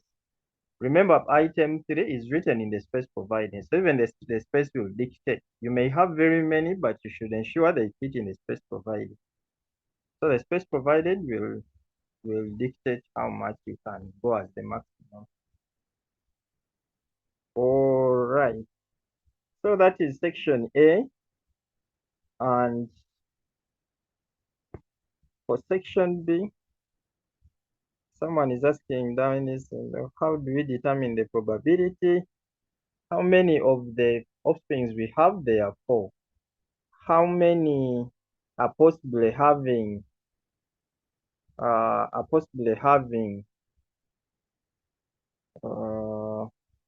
albinism? It's only 1. So 1 divided by 4, that's the probability. Alternatively, you can convert it to percentage by multiplying with 100, which will give us 25.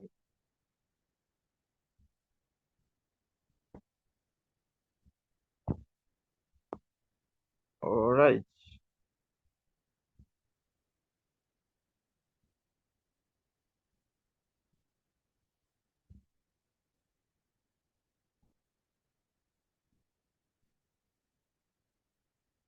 So we have section B here, and that's the item. Unfortunately, because of time, we're going to do only item 4. Maybe if God wishes, we shall start from there. So let me have anyone to read. Let me check here.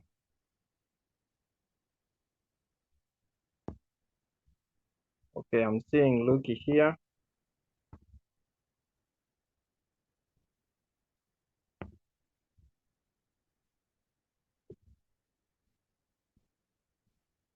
Lucky, can you unmute and respond and read?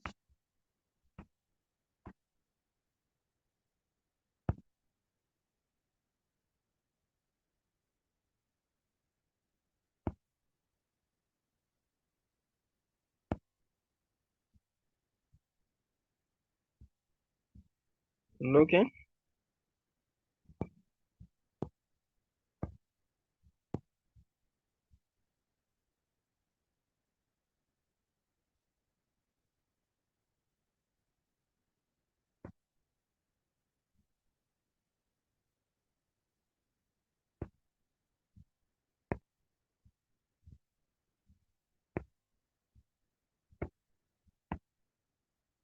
All right.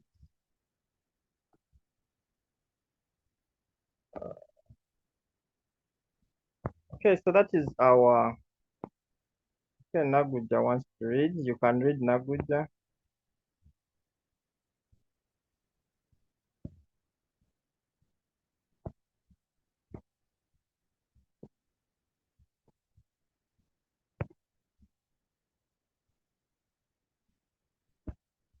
Language, I can unmute and read.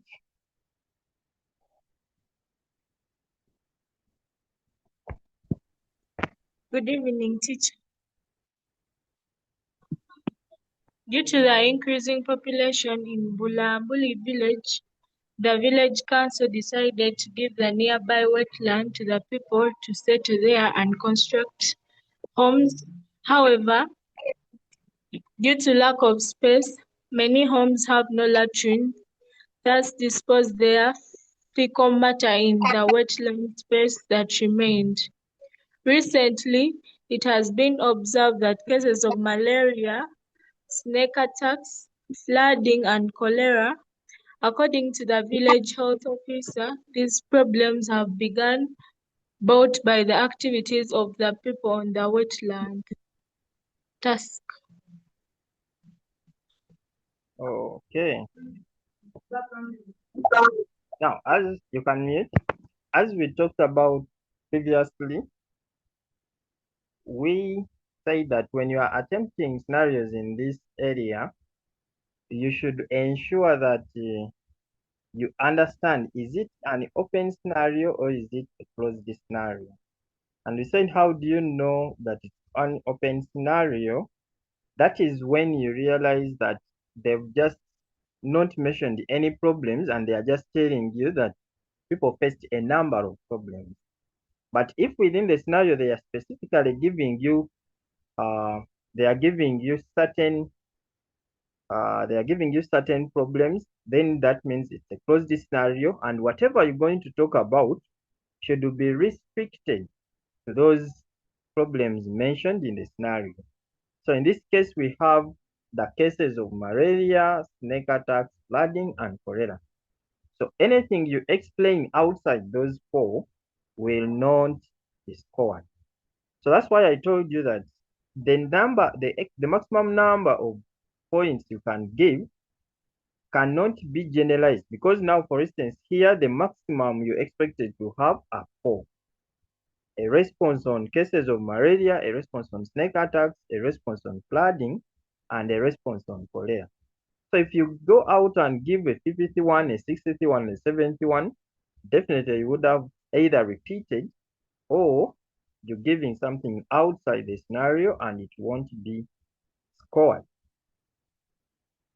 So then you need to look at the activities that are happening here so that we can link the activities to the problems and show how the activities brought the problem. So our task is going to be that. So we want to explain.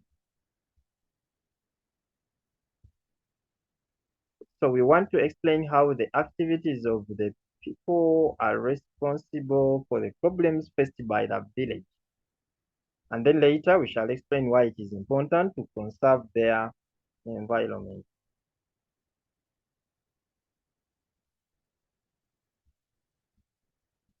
All right. So let us take a screenshot of the task because I want to go back to the scenario.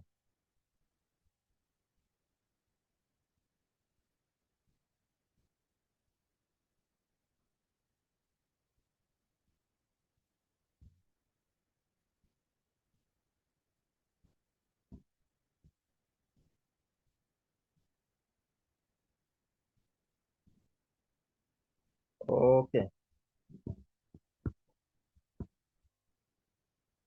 All right. So that is our scenario. So I'd like to have 3 people to give us some responses and we build on those.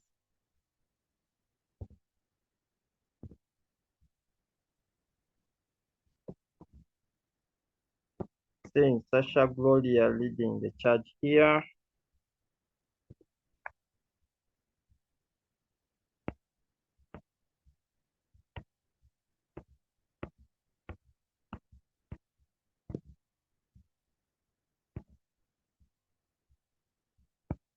Sasha Gloria, can you unmute and give your response?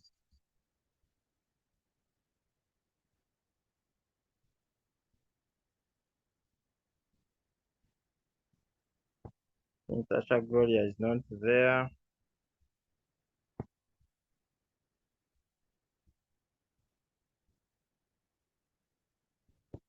Saying Bashi.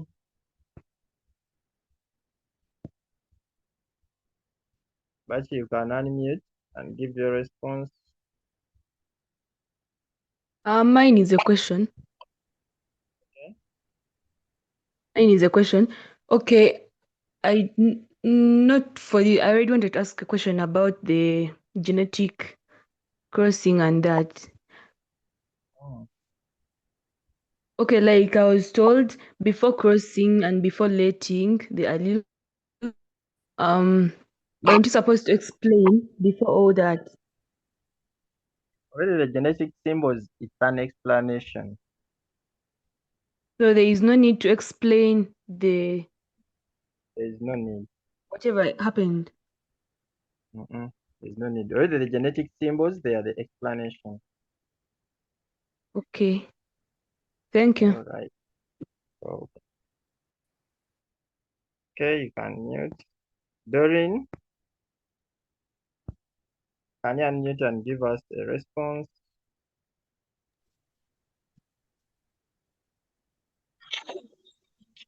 Okay. Mine is like flooding. It gave room for stagnant water, which allowed vectors to breathe in, hence leading to the spread of malaria.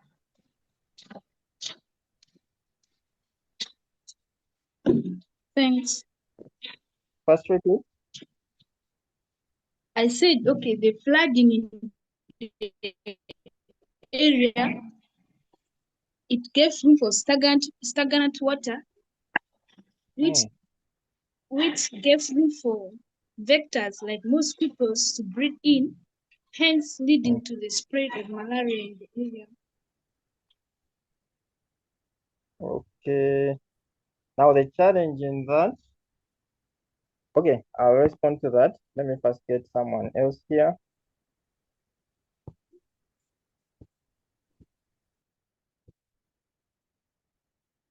Okay, John Grace.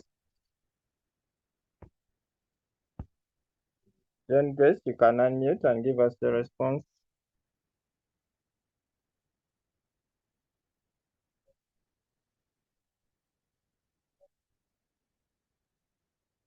John Grace is not ready. Eliana.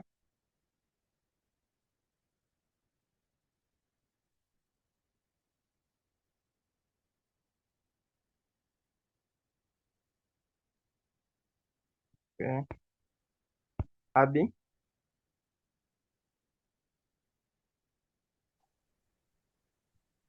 Okay, Eliana is up. Okay, you can. Okay, let us start with Eliana, then Abby will come in after.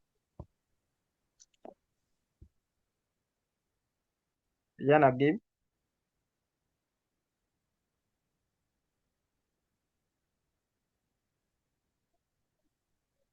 Eliana.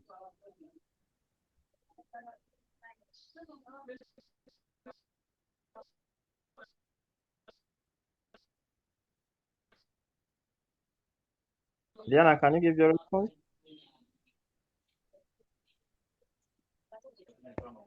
Okay, Abby, you can come in.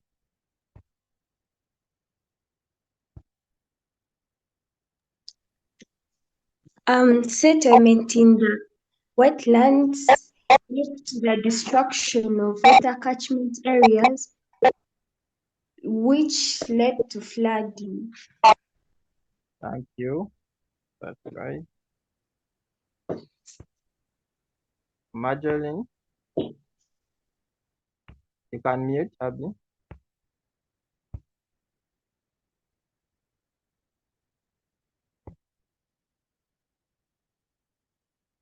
Marjorie, you can come through.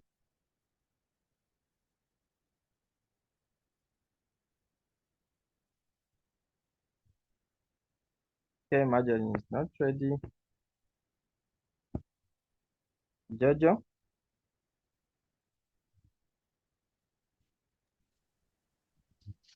Yeah, for me, I would suggest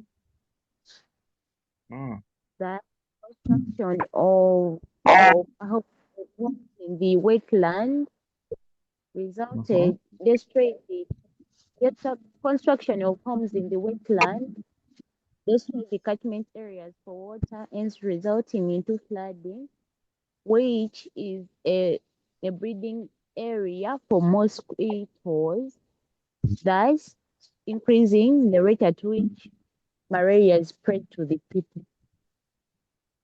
Okay, thank you.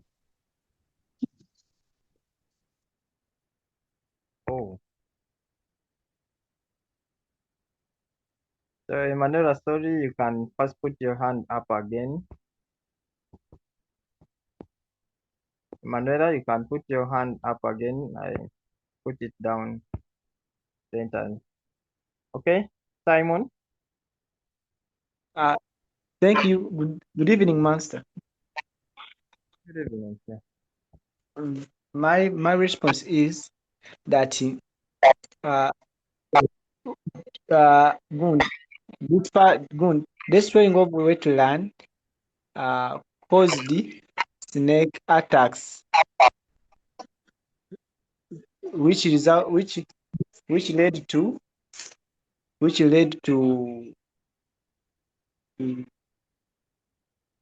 it should be like this, that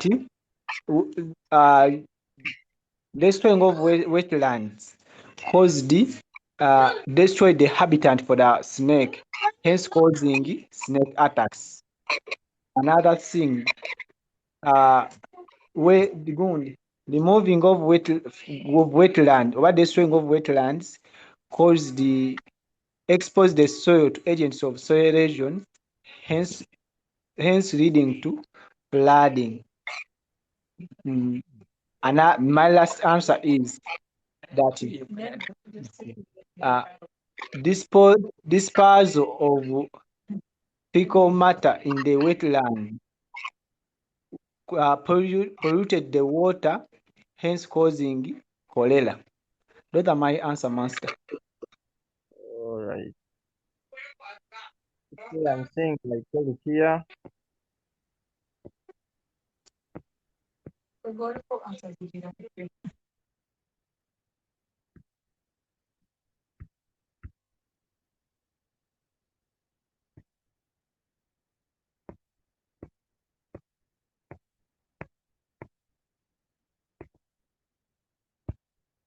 Aikoru, you can give your response and then shall proceed.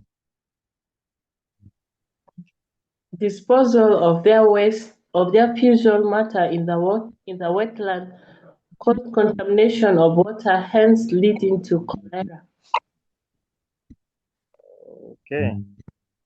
All right. Thank you for the responses.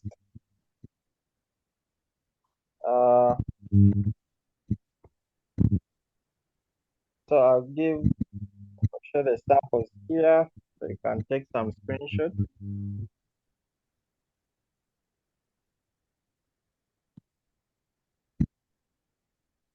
Yeah, majority of them people had already talked about them.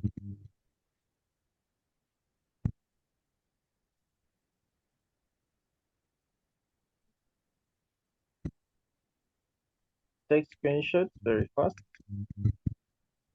and we go to part B.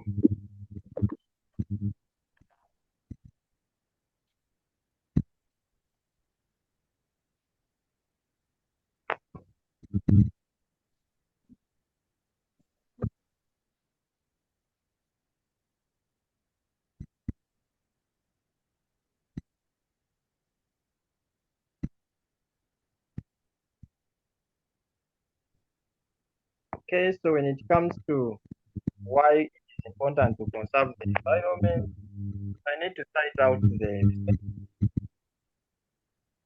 conserve. For example, here we have wetlands. We give the function as resource.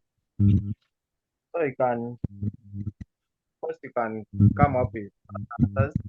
However, when you are giving your responses, avoid giving responses which are less or none someone is still asking what are the minimum responses. I think I've explained that over time.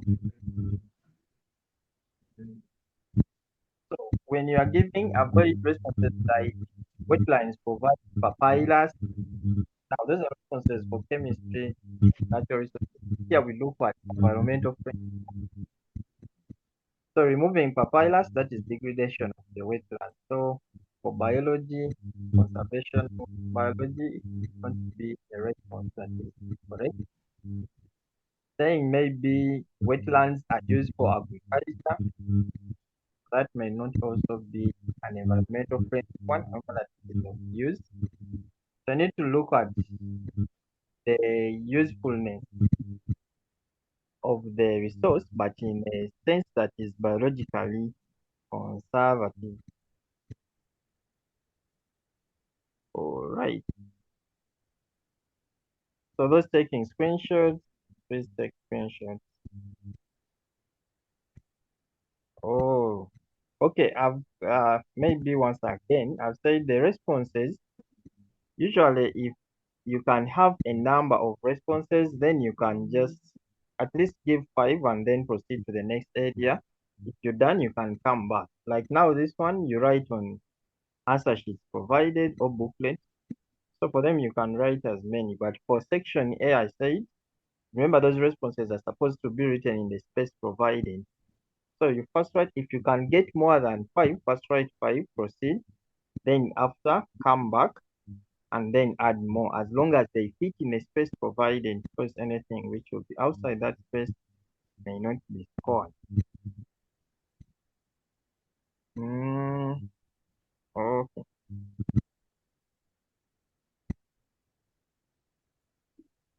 Okay. Then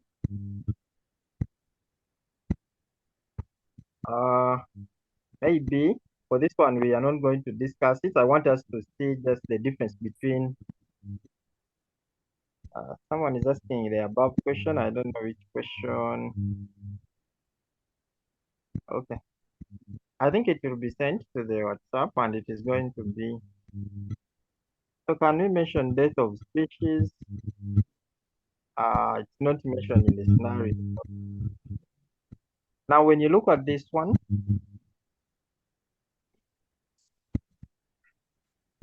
oh, someone is asking for the previous one. Can we talk about dialysis and vitamin D? Not really. Okay.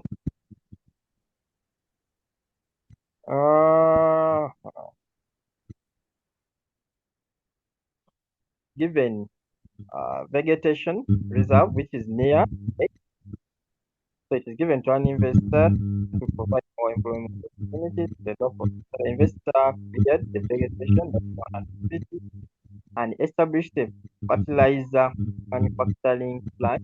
One side, that is another activity, and they grow maize on a large scale, turn after turn on the other side.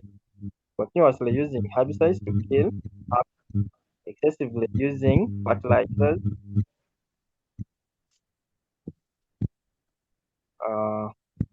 and then burning the bushes whenever they are preparing for the next season.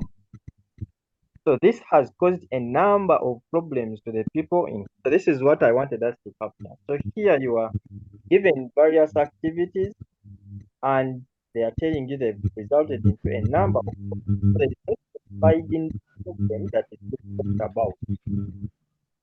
So that's where now you have to get every activity at least into a problem of betrayal. If I go to the task, so you have to explain how the activities of the investor have affected the people in the sub-county. Then after advise the community on how to overcome the problems they are facing. So as we've said, here you are the one to dictate which problems you're going to use. And I constructed a few samples here, so we may not dwell so much on them. So when I look at just clearing vegetation, so clearing vegetation removed the trees that acted as windy breaks, causing strong wind. That can be my response Another person may use removed trees that acted as windy breaks, causing soil erosion by wind. That is another person's response. Clearing vegetation removed the trees, causing attacks from wild animals due to destruction of their habitat. That is another response. So meaning one activity here can have three different problems that it's bringing about. But to be on a safe side, every activity link it to one problem and then go to other things. So don't get clearing vegetation and write three different responses on clearing vegetation. So that may be repetition of the activity. So every activity link it to one problem, then go to another activity. So growing maize on large scale season after season caused the soil infertility due to oxidation of certain nutrients from the soil. So that can be one response. But another person may choose to say caused the soil erosion due to loosening of the soil structure. So that can be someone else. So that means we can have two there, but on one activity. As I've said, for every activity, pick one. So you can have one problem brought by different activities, but one activity should not bring more than one problem in your responses. So every activity link it to a problem. Yeah. So continuous use of herbicides reduced soil fertility due to killing of soil living organisms by the herbicide. That's one way. Another person can say, due to altering of soil pH, which affected activities of living organisms, reducing the rate of decomposition and slowing down soil aeration. So that's another way you could explain how it brought about reduction in soil fertility. So implying that here, you choose the kind of problem that you're going to come about with. Implying that even when you are responding to how to overcome the problems, how to overcome, bypass these ones here. So how to overcome the problems, I should go back and see which problems did I have and now I address them. So if I explained the clearing of the vegetation in terms of strong winds, then my reforestation or afforestation or agroforestry should link to that. Now, meaning that even here, reforestation, that is one. So my reforestation may go to strong winds. Then my afforestation may go to controlling soil erosion. My agroforestry may go to reducing speed of running water. My afforestation may go to restoring habitats for wild animals, and so on and so forth. So you look at the problems you cited up there, and you should ensure they are the problems you're solving with the various activities you advise them to do. Someone is asking, so which one do I advise you to do? Please, you do the one where you feel you are strong enough to manage. So whether open or closed, you read it through and see. Which one do you think you can really generate the necessary responses? Yeah. So if you clearly know what to respond, the closed scenario becomes easy because you know the number of responses that you should have. That is for the closed because they'll give you the problems within the scenario. Then for the open, that is in case you are not so sure of the problems assessed to the other side, and then you want to take a dive here and there. So the open becomes a good one for you. Therefore, which one is best? It depends on how best you see yourself, what you can do. So focus on what you can do, read through the entire scenario, read both scenarios before you attempt and choose which ones you can generate the necessary responses in their highest accuracy. Yeah, so that would be it. And we are still having part 2, but because of time, you're going to allow me to end here.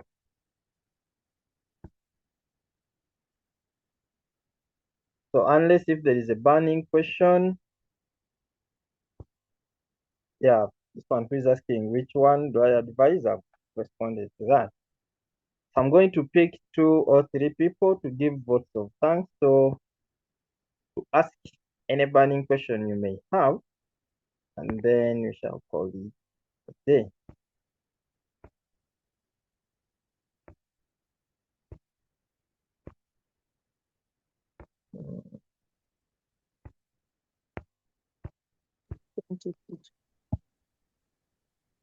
Okay, I'll start with Bachi.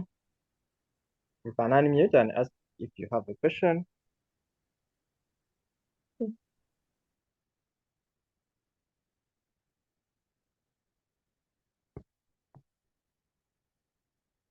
Abel?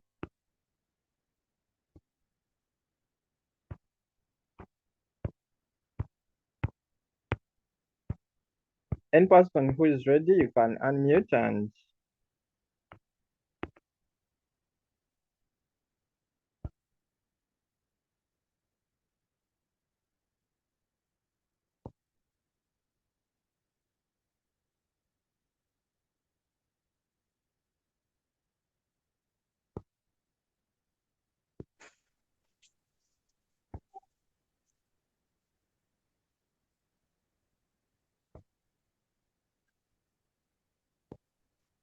Okay, sir. My question is actually going back to number 1. There are cases like the scenario. Okay, like for this, you can take back to the number 1 of this same paper, and I show you.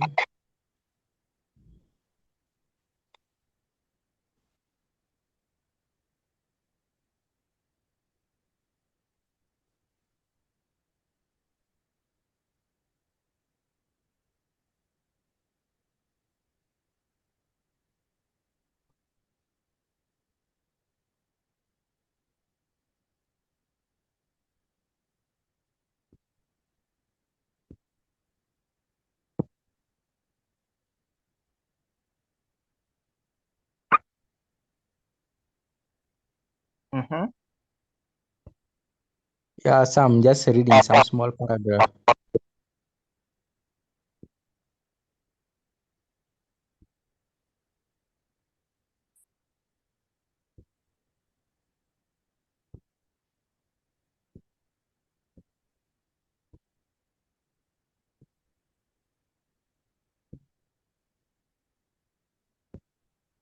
Okay, so what I wanted to say, there are some scenarios whereby, like, they just bring it in such a way that they might tell you, like, identify like explain like the processes which were affected, but okay, there are no like many ways like to relate. Like these ones, they were being Like these planned in. ones, they were being planned in.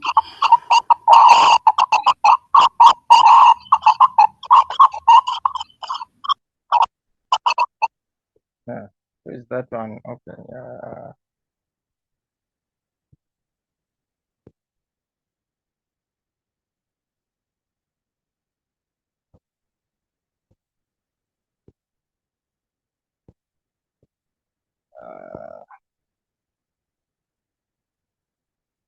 I don't think I've got your question right. But in case they ask you to identify the processes that were affected, then most of the times it's usually either affecting normal functioning or it is certain structures disrupted. So those ones are usually listings, so they may not be a big problem. So look at the parts which are being destroyed and then see what is the function of each of those parts. Then these are the processes that you will get.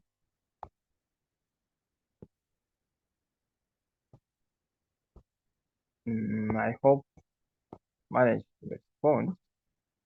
Okay, I'm seeing Shami. Shami, you can unmute now.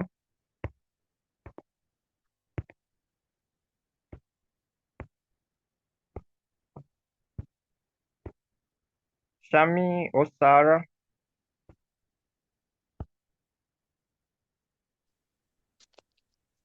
Good evening, sir. Good evening, Sarah. Okay, so my question is in genetics, when you're given the scenario, basically the sex linked disorders, yeah. See, and they've not given you the sex of the baby.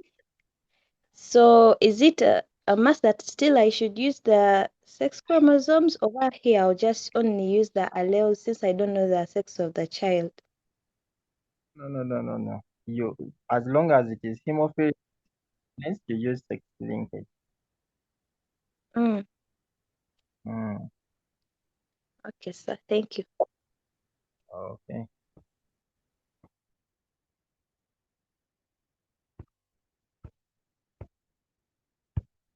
Shami, for the last time, you can unmute and ask your question, or otherwise I go to another person. Mute and ask your question, or otherwise I go to another person.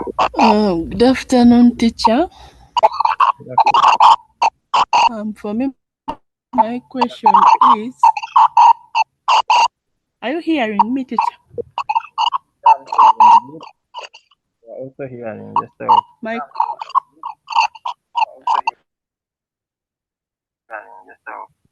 teacher, are you hearing me?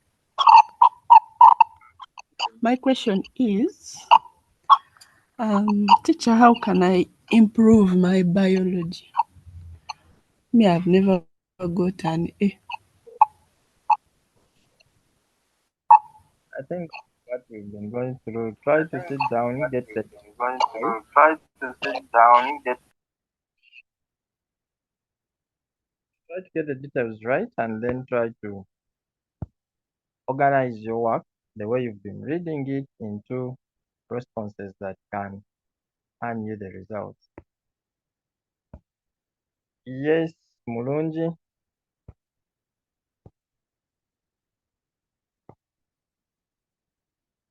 Mulunji, unmute if you have a question.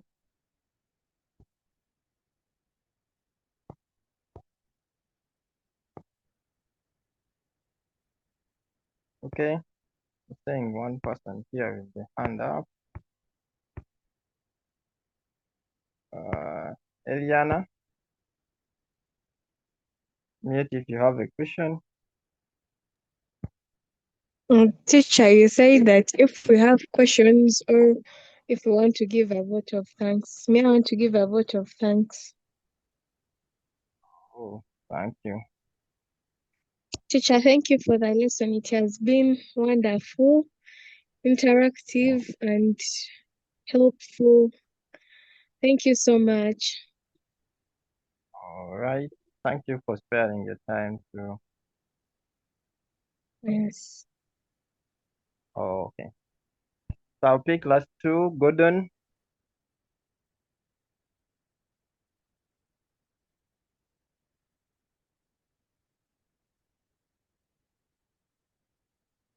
Gordon is not there. Mitch.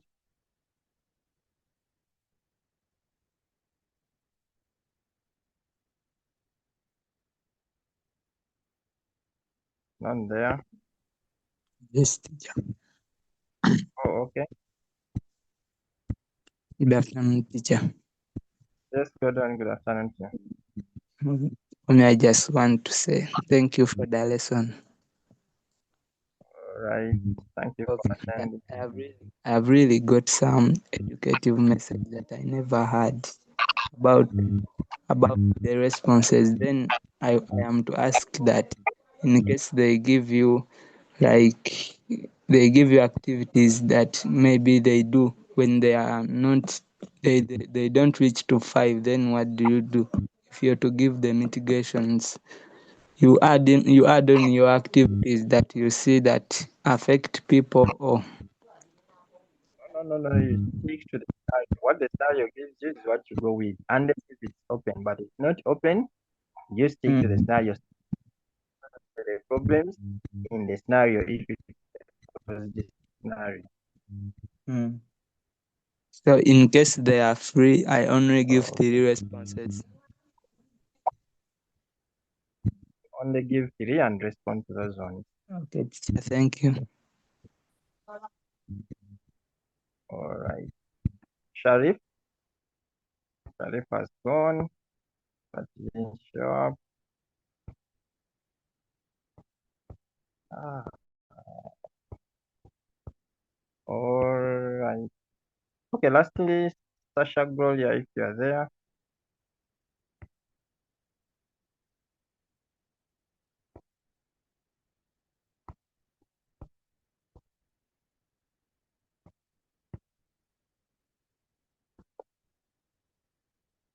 Okay, I'll end with philosopher. If you are there, you'll be the one ending. Yes, Master, I'm there. Give us a closing prayer. Master, I Yes. Master, I want you to show us some of the items that you had prepared for us, items 6 and 7. Okay.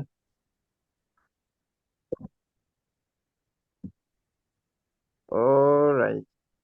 Okay, let me show them. Yes. So that we screenshot. But I may not go through them because of time.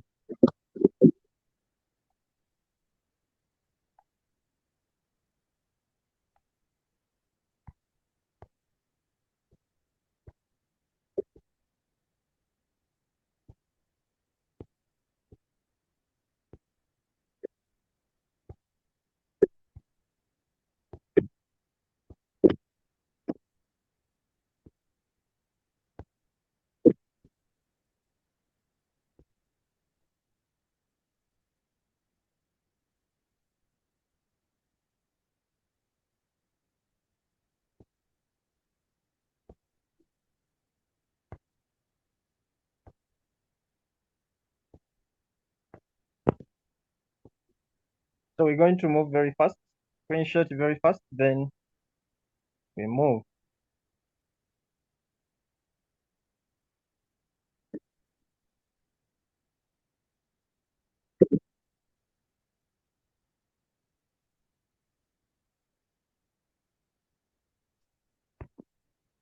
Oh, Master, I wanted to take the screenshots so that I can later. That's what I'm saying. Screenshot very fast because it can take very minimum time. Yes, I'm done with that one.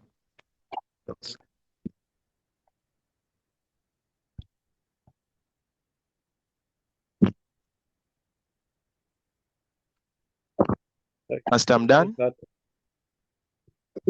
for the responses, I'm going to move fast and go to the item 7. For the responses, you can try and then you can inbox them and I look at them. You can screenshot that also. That was item 7. So you can try them and then the inbox, I look at them and I'll give you feedback.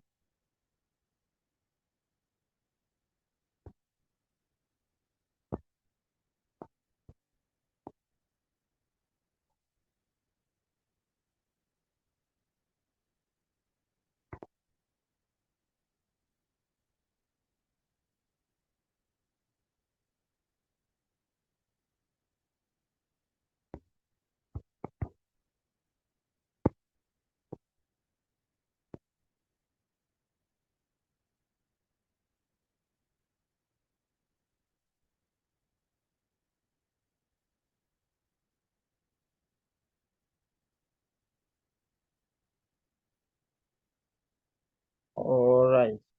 So I hope you've managed to screenshot so you can give us a prayer and we call it a day.